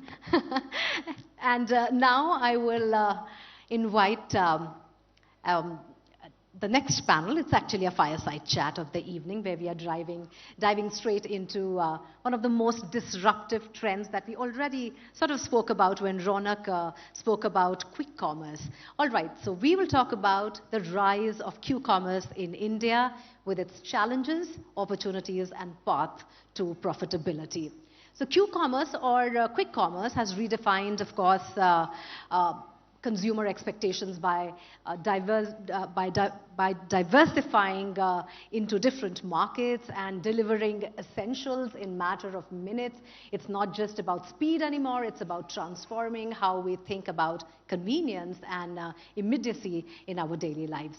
But while the promise of instant delivery is exciting, it comes with its own set of challenges like balancing operational costs, looking at sustainability, and charting a clear path to profitability.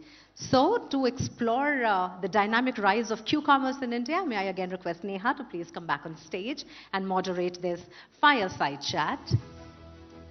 And to discuss this fascinating subject, we have two visionaries leading the charge. We have Kaivalya Bohra, co-founder Zepto, and Anand Daniel, partner Axel. Welcome, gentlemen. Neha, all yours.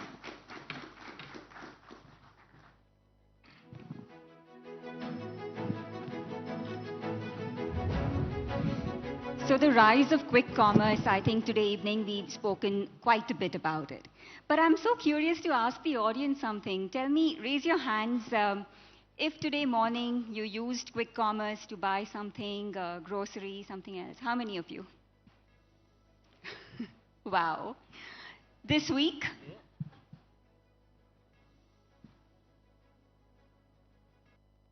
This month? Wow, this is phenomenal. I mean, if we did this even a year back, I don't think we would have got this kind of a response. So, Anand, you tell me, what explains the change in consumer behavior? Because I remember speaking with investors about this 2 years back, and there was a lot of skepticism. Kisko chahiye 10 minute mein, right? Was the question, who will pay for it? So, what has changed, and what explains this response? Yeah, thank you for having me. I think the single word would be traffic, like if I were to make it very short. But reality is that we all crave convenience, and we didn't think this kind of convenience was possible even a few years back. And once you experience something like this, then you say, I don't want to go back. So there's a tipping point, and that has happened. Like the chasm has been crossed here, and I'm sure many of us use it for things that we didn't even think possible 12 months back. For example, today we're traveling this weekend, and I sent my dog off to dog care, like the boarding. And then we forgot to send food. Then I quickly ordered, and then got delivered in 10 minutes, right? So things like this. I hope you use Zepto for that. So I think we have reached that, and the convenience along with price point that's reasonable, right? And if you wind the clock back 20, 30 years, I remember calling on the phone the local, like, or how, this is before mobile, right? So you can call and tell the local store to deliver something, and they'll send you a chotu home, right? But it was not predictable. So that behavior has always been there, convenience seeking. Now these platforms have made it possible. Yeah. Indeed. Kaivalya, tell me, what gave you the courage to actually go so big and build Zepto? Because when you started, you did not have too many success stories to back your vision, right? In fact, there were companies that did experiment with this model 4 years back, 5 years back, but they were unsuccessful. What do you think you did differently? Yeah. So the backstory, 2020, all of this actually was sparked because of COVID. We sort of didn't really set out to go start. First of all, we didn't really go out to start a company or anything like that. When COVID started, there was lockdowns. A lot of folks went, kirana store owners, supermarket guys went back to their villages. A lot of the online platforms were taking 7-8 days to deliver, and so it sort of started with this problem of like my granddad was stuck at home and couldn't get atta, right? And so started there, and it started with just, okay, is there any way for us to help out some of these folks in the neighborhood. And we tried multiple different models, and ultimately, Kirana cart, et cetera, et cetera. And ultimately, what we tried 45-minute delivery, 60-minute delivery, and all of that. And what we figured basically was that this might be a slightly long answer, but with Kirana cart, it was like a pick up and drop setup from nearby supermarkets and so on. Average delivery time was 45 minutes or 60 minutes. There were some customers that, by chance lived close by to the supermarket or store that they were ordering from, and they were getting their deliveries in 10 minutes. So very small set of users, but those users just had dramatically higher retention, word of mouth, and so on. And so we tried to simulate, okay, what would a 10-minute delivery look like, shorten the delivery radiuses and so on. And over a couple of days, we just went and tried to simulate and first to see whether it's even possible to do this whole 10-minute delivery thing at scale, and how customers reacted, right?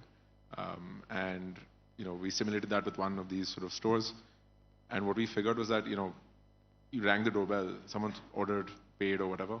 10 minutes later, their doorbell rings, and this is again I'm talking about March 2021, right before any of all of this crazy stuff happened. And the look on their face was just enough to know that, okay, there's something here, right? It wasn't clear at that point how big this could be, who the right customer would be, what products we'd be selling, or any of those things.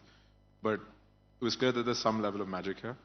And so, that's just what we went after, saying that, okay, if there's, this is something that none of the customers whose doorbells we rang, no one had experienced anything like it. And so we just ran behind, okay, how do we make this possible? And how do we make this possible at as large of a scale as we can? And so that was it. There was no sort of genius sort of insight as to we woke up one day and thought that, okay, this is possible. Indeed. I mean, it all seems to be like a no-brainer kind of a thing now after we've seen what's happened. But how did you pitch this idea to investors? Because they were, of course, very cautious, considering the kind of debacles they had seen before. Yeah, that's true. So we were in a very funny position, actually. So we were going through Y Combinator, which is this accelerator program for Kirana cart. And normally at the end of this program, which was March 2021, you're supposed to do demo day and pitch your startup to hundreds of investors. And around that point is when we, just like a week or two before, is when we realized that this whole 60-minute delivery model is not really going to work. And we were to shut that down and do something else, and we had this idea started forming for what is now Zepto. And so we had nothing to pitch, right? Because normally the idea is in that 3-month boot camp, you go launch and get some customers and all of that. And we wanted to shut down what we had built, basically. And we got really, really lucky. So we ended up meeting around this time Suvir from Nexus and told him this whole story of what's happened in the last few months. We went and onboarded 200, 300 stores in Bombay, and we were doing deliveries ourselves and all of this crazy stuff. And we also explained the problems that we sort of saw, the data that we saw, and said that, we feel like there's something here. And for whatever reason, Suvir was even more excited than we were and said that, okay, let's do it, right? And so actually, one of the most instrumental sort of days or, moments within this journey was when Suvir decided to take a bet and said, okay, fine, let's do, we did like a $10 million Series A that Nexus led, saying, okay, maybe there's something here. You guys seem like smart kids. I think we were 18 at the time or something like that. And so, fine, let's see. Because if it works, it could be pretty big. And I think in hindsight, it was the right sort of bet for Suvir. And we're super thankful because without that, we would have struggled. Raising that little bit of capital sort of just allowed us to at least hire the first 10, 20 people, figure out how to set up the first dark store over the next few months. And actually, July 14th, 2021 is when we launched the first dark store. That was in Bandra and Bombay. And within a few weeks, it was clear that, without doing any marketing or anything, just the word of mouth was so crazy that it was super clear that this has product market fit, right? There was maybe, we didn't even have any fruits and vegetables that we were selling at the time. We used to debate whether we even should sell it or not because it seems like too much of a hassle. 1,000 products that we were selling, super basic. We had no idea what we were doing. But despite all of that, despite things being out of stock half the time, customers were just going crazy about it. And so from there, I think it was just like a no-brainer that this is something that is going to be pretty massive. Anand Axel recently invested in Swish. a Bangalore-based quick commerce company. Tell us a bit about, as an investor, why do you think India has been an outlier? I mean, no other country has shown this kind of success for quick commerce. What do you think works in India, and what has enabled this kind of growth in the quick commerce space? I think a few things are coming together in India. One is the market's there. Like, it's a very large, if you take overall retail, it's well north of 800 billion. It's a large market. And if you see the number of organized retail in India, it's still relatively low compared to developed markets. So market's large. And then the second big ingredient is disruptive founders wanting to try, like as you heard, as an 18-year-old wanting to change the world. I think India's come of age there in the last decade. There are amazing founders wanting to change, right? So that's another. The third is the consumer needs to be ready, right? So we all know about the smartphone penetration, the payment penetration, all the rails that are needed, right? So everything's there and people want convenience more and more. Obviously, the Flipkarts and the first generation of e-commerce has trained people to transact, and then food delivery helped train to get things in 30, 45 minutes. And then what's next? There's a natural evolution. And it's very different from other markets in the sense that like if you take India, two-wheeler penetration, going and delivering, all that, like and the cost of labor, and even with low AOB, making the unit level possible, all this confluence of factors with the consumer and with the right set of entrepreneurs, it's very unique, right? And it's different from other markets where there are alternate ways of going, and there's habits formed over years of going to a Whole Foods and shopping. And you don't want to change that. That might be your relaxing for the Saturday. Right, so I think there are a number of things that have come together, and I go back to traffic, so it makes it even harder to just step out and do anything in most cities in India. So you put all this together, it's a like perfect, in a different way, the perfect good storm of things to come together to make quick commerce possible in India. So as an investor, how do you now read the situation? Earlier there were 2-3 companies in the quick commerce space, and now every company wants to be a quick commerce provider as well. Does it make your job difficult as an investor to choose who to bet on?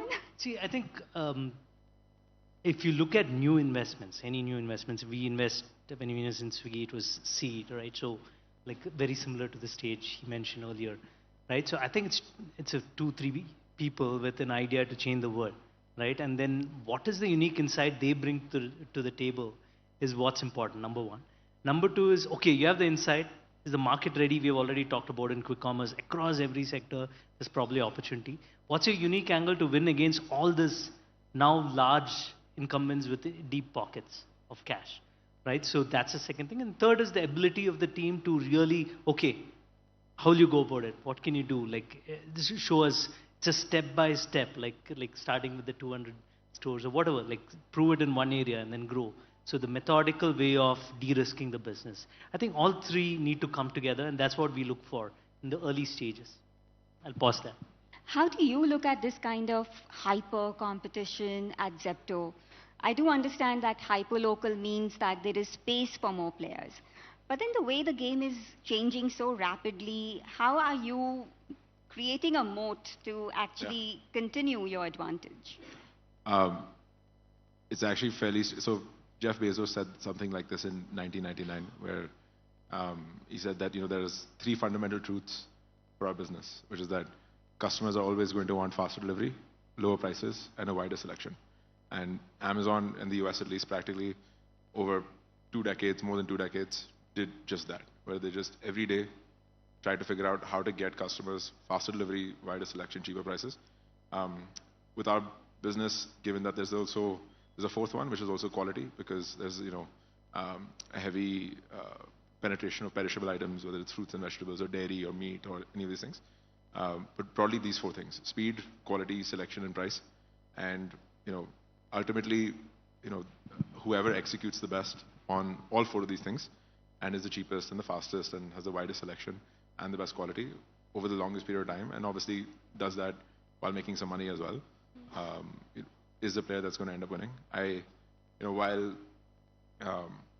the market is very, very large and theoretically, multiple players can coexist, I don't think there's any fun, if you're not number one. And so, the goal very much is to, do what Amazon did in the US practically, right? Where you become so big that there's, practically no real, the number two is really far away. That's what we're trying to work backwards from.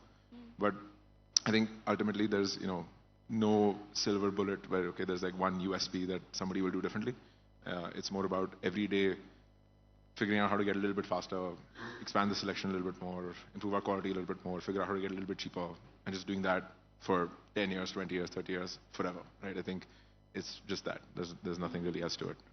So we all remember this Zomato versus Swiggy phase, right? Where there was a lot of predatory pricing, etc. Do you see that happening in quick commerce anytime soon? I don't think so. I think, thankfully, there's more than enough people in, the Indian startup ecosystem who have gone through that and realized how stupid some of it was, right? And I think, thankfully, there's enough people that we've met, spoken to a lot of those people on our team also who have burnt their hands doing some of those things, where it's pretty clear that, if you want to do any of these things, you have to do it sustainably. And if you want to spend money on either launching new dark stores or acquiring new customers, right? But just, arbitrarily just throwing money at your existing customers just to make them buy more when it's not sustainable is something that we've never done, will never do. And the other thing also I'll have to thank our board for this. Like Subir, for example, has been an investor in India for almost better part of 2 decades. He was, I think, Nexus were early investors in Snapdeal and Housing.com and a bunch of these other companies. So they've seen that first wave of internet companies in India, what mistakes were made and so on. Similarly, Gladebrook is the fund that led our Series B. They were investors in Alibaba back in the day, and even in the US, Uber and Snapchat and a bunch of these companies that are obviously much more mature. And so they've seen also the ups and downs there. And from the very, very beginning, even back in 2021 when interest rates were zero and there was money being thrown around everywhere, one of the things that actually and we were again two fairly stupid 18-year-olds. One of the things that the board also really, which we're very thankful for, helped us with is, it's not growth or profitability, it's both. Right? The best companies are able to do both at the same time, generate crazy amounts of cash flow and keep growing, very, very quickly. And if you do one, like if you're break even and you're growing, right, or you're slightly losing money and you're growing, or you're making a little bit of money but you're not growing at all, you're not really creating value, right? And so the whole game, if you want to create long-term shareholder value, is to do both at the same time, right? And so this is, I'm talking about, our investors telling us this back in 2021, right, when we had just launched our first, 5 dark stores. And so that stuck with us, and that's a big part of the DNA of everyone on the team at Zepto as well. As an investor, how do you look at that growth versus profitability, growth and profitability debate that we hear so often? Which side of the fence are you on? Yeah, I think it's important to get both, right? So growth and profitability is the right way to look. There are phases in the market when, especially if it's a heavy network effect business where it's winner take all or most, you see a lot more drive towards growth and market share. But if you look at retail, and like that's what we're talking about, there are large, if you look at developed markets, there are many large platforms, companies that are there, the offline retail I'm saying. So I think it's not needed to think growth versus and saying how do you grow in a way that makes sense, and just discounting. If you give money to the consumers, they'll take all the money you have and then say thank you and move to the next platform. So like we've seen that time and again. So how do you make them hooked on to the product in a way which is sustainable and make money while doing that, and which means launching new experiences. And now AI is happening everywhere. Can you change the paradigm of how people shop? Like, can you personalize it much better? Do whatever you can so that it's very easy, very tough for the consumer to switch out of your platform and they keep coming back to you, and make it more and more efficient internally, right? So I think that's a phase we are going through as the Indian startup ecosystem, which is a great place to be, I would say. So Kaivalya, how do you do that? Everything that the investor has said, how do you replicate it? How do you execute it?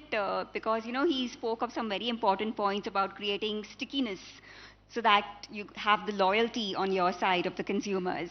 So easier said than done, I'm sure, but how do you crack it? Yeah. Let me give you one example. I mean, there's like hundreds of examples, but I'll maybe just give one. we need to plan how many riders we should have at a dark store at any given moment, right? Maybe from 8 a.m. to 9 a.m., do we need 50 riders or 60 riders or whatever that number is? If you get that number wrong, or it's very difficult to get it exactly right, but the more off you are on that prediction, on either side, things really go for a toss. So, for example, if you predict that you need 50 riders, right, but you actually needed 70 or 80, your delivery times and everything else goes for a toss, right? On the flip side, if you predict you needed 80 or 90 riders, but you actually needed 50, you have massive underutilization and you bear the cost for that, right? And your last mile delivery cost per order is much higher because of that underutilization where riders are just sitting there and not delivering any orders. Now, let's say you solve for that, right? Let's say you improve the accuracy of how many riders you need, and you cut out all the underutilization in the system, right? That doesn't cost the customer anything. It's just like free efficiency that you can bring on the table. However, if by doing that, let's say you save 5 rupees of delivery cost, maybe you say, okay, 2 of those 5 rupees I want to keep in my pocket, but 3 rupees I'm going to lower my delivery fees, right? Which is better for customers and drives growth, right? Because again, price is a fundamental part of decision making for customers. And so that's an example where you've improved your profitability a little bit, and you've improved your customer experience to drive growth. And so I think it's a pretty silly trade-off to think about growth versus profitability. I'll do one or the other. That's like a left pocket, right pocket kind of thing, right? In my mind, I think if you're genuinely creating value, you have to do things like this, which sort of do both at the same time, right? So that's just one minor example, but there's hundreds more like that. So how soon do you think Zepto will hit profitability? I don't know now with all this DRHP stuff. I don't know what all I'm allowed to say, not allowed to say. But okay, I think I'm allowed to say whatever is already publicly available, unfortunately. But for the longest time, actually, before I talk about the numbers, I'll just maybe explain the dynamics of our business. Whenever a dark store gets launched, there's typically a period of time, where it's not making money because it requires a certain throughput of orders per day and so on. Once a certain threshold gets crossed, all your fixed costs, etc., start making sense at a certain throughput. In the past, that time used to be like 18 months, 12 months. It's constantly coming down now. It's like a handful of months. So the biggest driver into profitability for us is how many mature dark stores we have, how many new dark stores we have, right? And I think as of when we raised this round last year, at that point, about 70-75% of our dark stores already crossed that threshold. The remaining 25% or so were dark stores that were launched in the last 2 months or 3 months, where they were still on that journey of hitting break even. And so that's the dynamic, right? And so if there's like a period where you want to, like recently we've just gone through a pretty heavy investment cycle, primarily driven through launching a lot of new dark stores. At that point, your ratio of mature stores to new stores will be skewed a lot more to new stores, which require that initial few months of spend to get them to profitability. Let's say if there's a period where we're only launching like 5 or 10 stores a month, and most of our stores are just mature, then even today we'd be generating massive amounts of cash flow. So we're in a good place, right? I think, and in fact, there's all this funding winter stuff that's been going on for the last 2 years. It seems to have sort of started to end now. But in the middle of all of that, the only reason we were able to raise the kind of capital we raised was because fundamentally the unit economics now have sort of been proven out pretty consistently. And that time to profitability for a store is also continuously coming down, which is sort of giving us more and more confidence to keep investing in launching new stores. So both of you have a ringside view of what's happening in quick commerce, and you are shaping trends also, so to say. So leave us with one big change that we will see in quick commerce this year using artificial intelligence. How is it going to redefine the experience for consumers? Yeah, I can talk maybe a little bit about what we're doing. There's a couple of things that the customer will end up seeing directly, a couple of them that they won't, right? For example, what I just spoke about, rider planning and forecasting, that is ultimately like a data science problem to solve. Or for example, inventory planning, which is like how many packets of milk should be there in some store in HSR today. That's also a data science problem. You get that prediction wrong, either you're going out of stock or you're dumping a bunch of milk. And so some of these things the customer will not directly see. The things that the customer will directly see, so there's a couple of recent ones, like for example, now we're at a point where something like almost about half of the customer support tickets that happen on Zepto right now are completely handled by an LLM, right?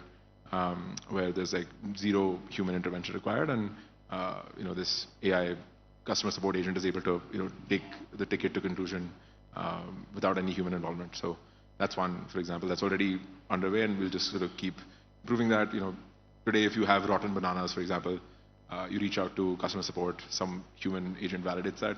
Today, we're at a point where actually, image detection models are good enough to give you a pretty good idea, okay, like on a scale of 5, like this is 4 out of 5 pretty crappy bananas. And so that's one that, on customer support. Beyond that, there's, I think in the last sort of panel, this is something that came up a bit as well, which is all the personalization stuff. Especially as now we're, Zepto and quick commerce more generally is getting into a lot more categories, whether that's electronics or apparel or general merchandising or beauty and all of these things. Figuring out who cares about what and, showing them the right things and making them actually, first of all, aware that Zepto sells X, Y, and Z. We're trying to make someone aware that Zepto has 30,000 SKUs. You can't do that one at a time. So you have to really pick and choose, okay, this is somebody who's likely to care about electronics, so I want to make them aware that Zepto sells electronics. So this is someone who's likely to be, a beauty customer, and so I want them to know that Zepto has like all these imported beauty brands like Huda Beauty and this and that on the platform, right? And so the other one that customers will really start to see, and it's already happening, is a lot of personalization on the app. In search, if you're, someone who likes buying premium chocolates, then your search ranking should be very different. Maybe I'm super price sensitive when it comes to, fruits and vegetables, so my search ranking should be completely different. And so there's a bunch of these minor things on search and recommendations and personalization that we've been working on for a long time, and we'll sort of just keep amplifying this year as well. Anand, want to add something? No, I think you can look at it inside the company, like everything from supply chain optimization to the warehouse to the store. Dark stores are designed completely differently than any store you've been, right? Like, and then how the company even codes and everything internal. There's one lot of changes happening. I think that's happening faster than the consumer-facing one. Because if you look at the consumer-facing options, obviously there's personalization. But if you look at generative AI, right? So it can be used for chats, right? And then it's mostly now typing chats, right? Interactive chats. It's going to move to voice-based, and then there's video, right? As the fundamental models improve, and the cost keeps going down of inference and everything. I think step by step you'll see more and more of that on the consumer-facing side. I know your question was, will it happen this year? It depends. It's a lot of things outside the control of people developing here and everything. So I think it's a journey. We're still very early. I don't see that many consumer-facing apps. If people are doing something, love to learn more, right? But it's still very early days and lot of runway there. Yeah, there's one minor one that I just remembered as you were speaking, which is, there was a point like not that long ago, but 2 years back, where the number of SKUs that a customer would see on Zepto was like 3,000 or 4,000 unique products. Today, that number, depending on where you are in the country, could be as high as about 35,000 as well, right? Especially as we're getting into all these new categories. And today, vast majority of our buying happens via search, right? Most people have some idea what they want. For the people who use, Zepto or other quick commerce apps here, all just come straight to search. And when your selection is like 3,000 SKUs, primarily just grocery, it's pretty straightforward. There's only so many ways that someone can search for Ashirvad Atta. However, when you get into all these other new categories, the kind of searches that you see start to get a little bit more funky, right? For example, let's say, really minor example, but let's say stationery, right? You have these mechanical pencils, right, that all of us sort of use as kids and stuff.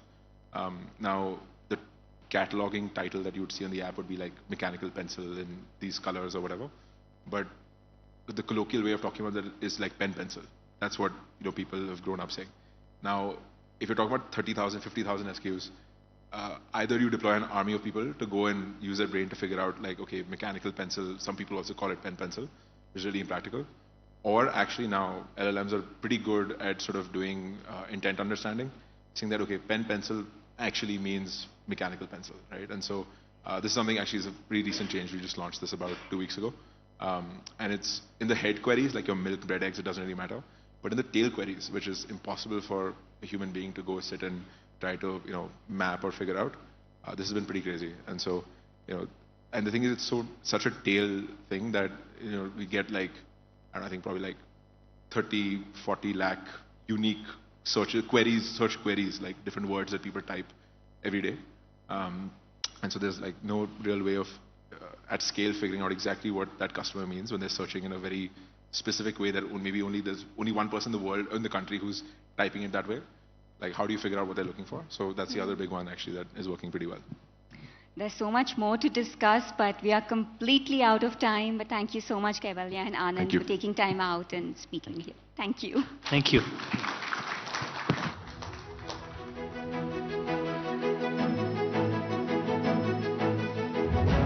Thank you, Neha, Kaivalya and Anand for this engaging conversation. Anand, can I have you back on the stage for doing some felicitations for us? All right, ladies and gentlemen, we are now all set for the next set of felicitations.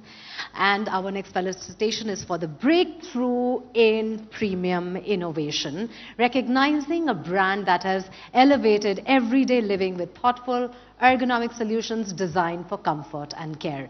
Now, this brand specializes in products that enhance mobility and wellness, from orthotic insoles to memory foam cushions and wellness aids. Now, with a focus on improving quality of life through smart design and functionality, they have created solutions that address real consumer needs while maintaining a very premium touch. The breakthrough in premium innovation goes to My Frito.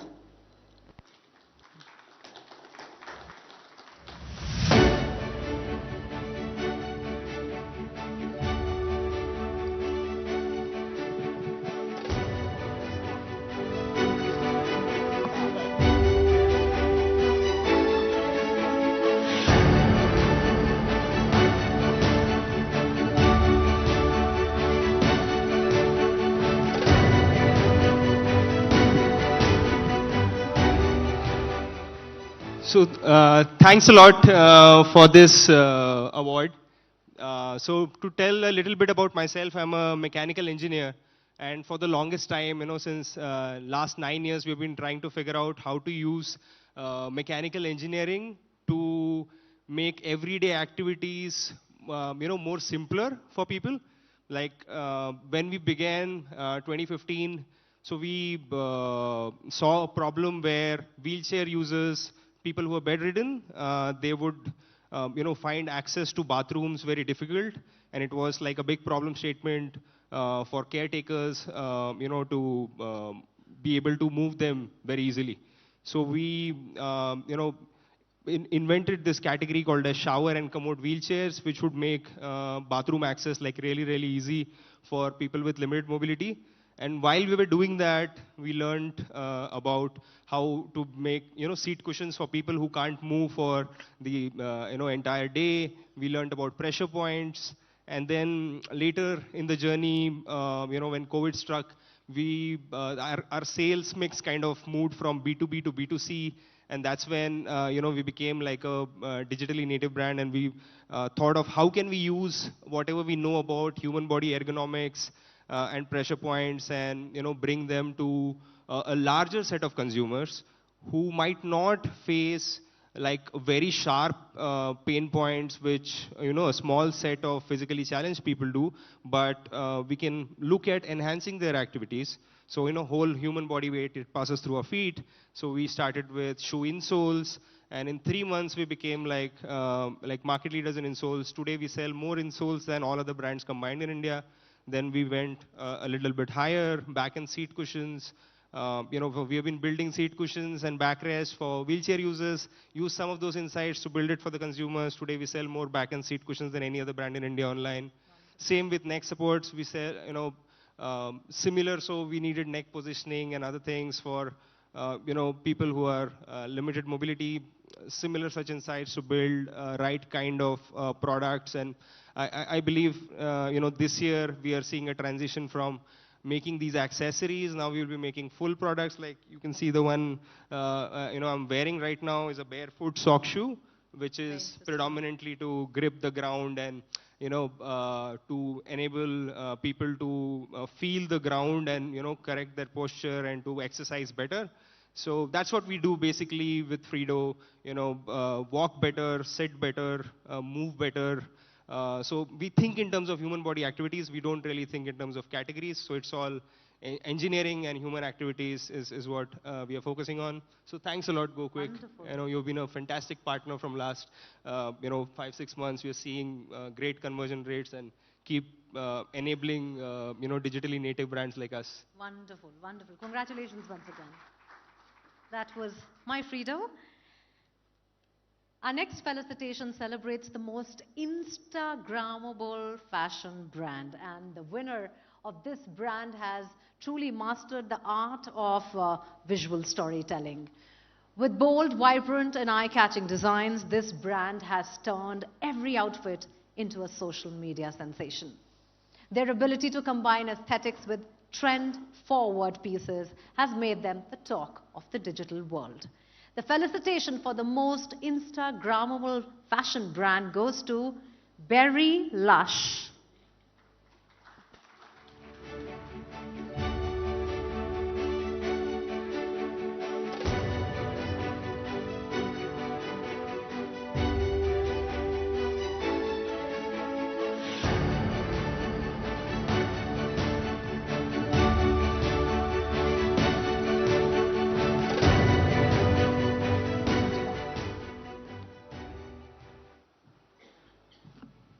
Thank you so much for this award. At Berrylush, this is what we try to do. We try to make Instagram-worthy outfits.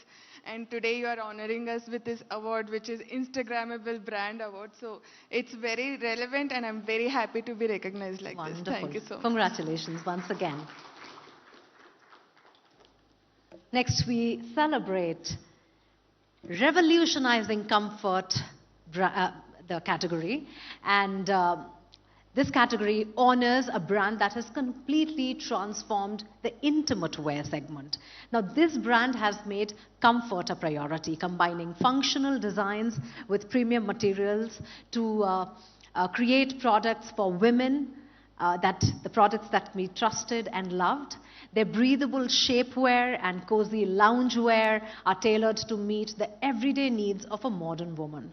Their impactful campaigns and consumer-first philosophy has set a new benchmark in the industry. The revolutionizing comfort recognition goes to Naked by Nykaa.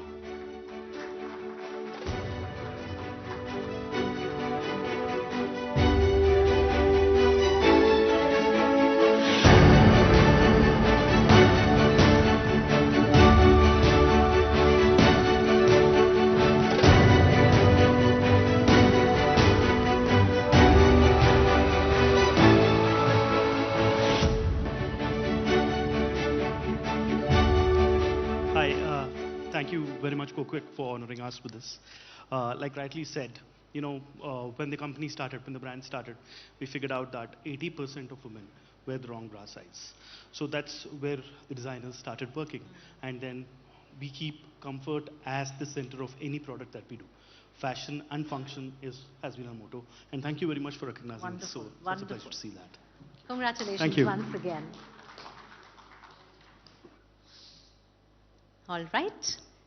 Next, we have the Wearable Tech Reinventor Felicitation, celebrating a brand that has reimagined technology and seamlessly integrated it into our daily lives. This brand has made wearable devices smarter, sleeker, and more consumer-friendly. Their ability to combine functionality with cutting-edge design has elevated them as leader in wearable tech innovation. The Wearable Tech Reinventor recognition goes to Pebble from the Mensa family.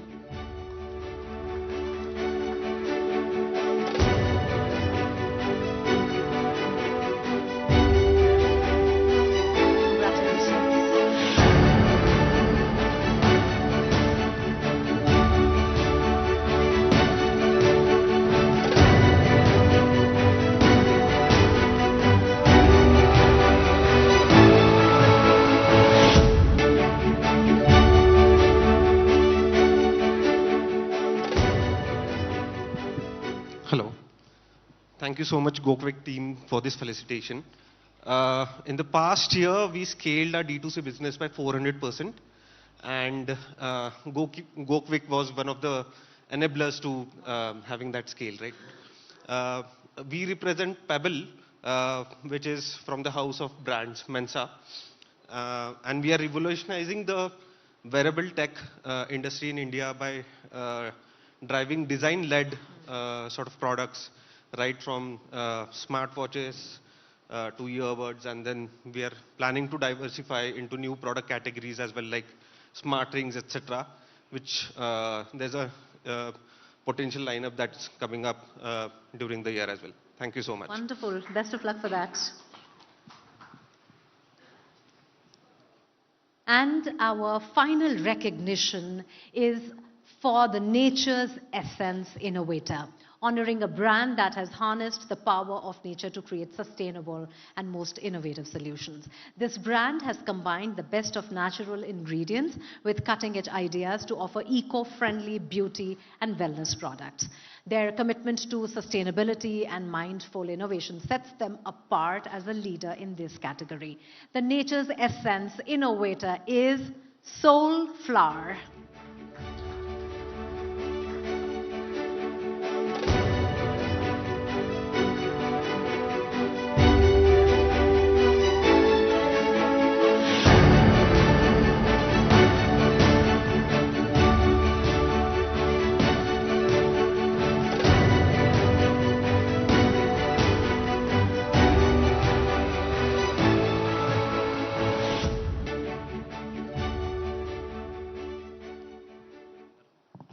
Something is missing on stage is Chirag. Chirag, you need to come here. I'll tell you why. So I'm from Soulflower. I'm the co-founder at Soulflower. And when I was coming here, my co-founder complained कि चिराग Soulflower के बारे में बिल्कुल बात नहीं करता है. इसके Instagram पे लिखता है सब ब्रांड के बारे में, अपने बारे में नहीं लिखता है. But let me tell you that we have been in business for last 25 years. We are born in retail. And जब हमने हमारी शुरुआत D2C से की, we got an Humsafar Chirag, who helped us not only to get good business, but just to put a small metrics in place. Prepaid orders 86%, sir, and RTO is 0.8%, and at a good volume. And that's what Gokwik does. I think it's amazing, Gokwik. You and Ankush both have been, and Ankush have been a great help to me always.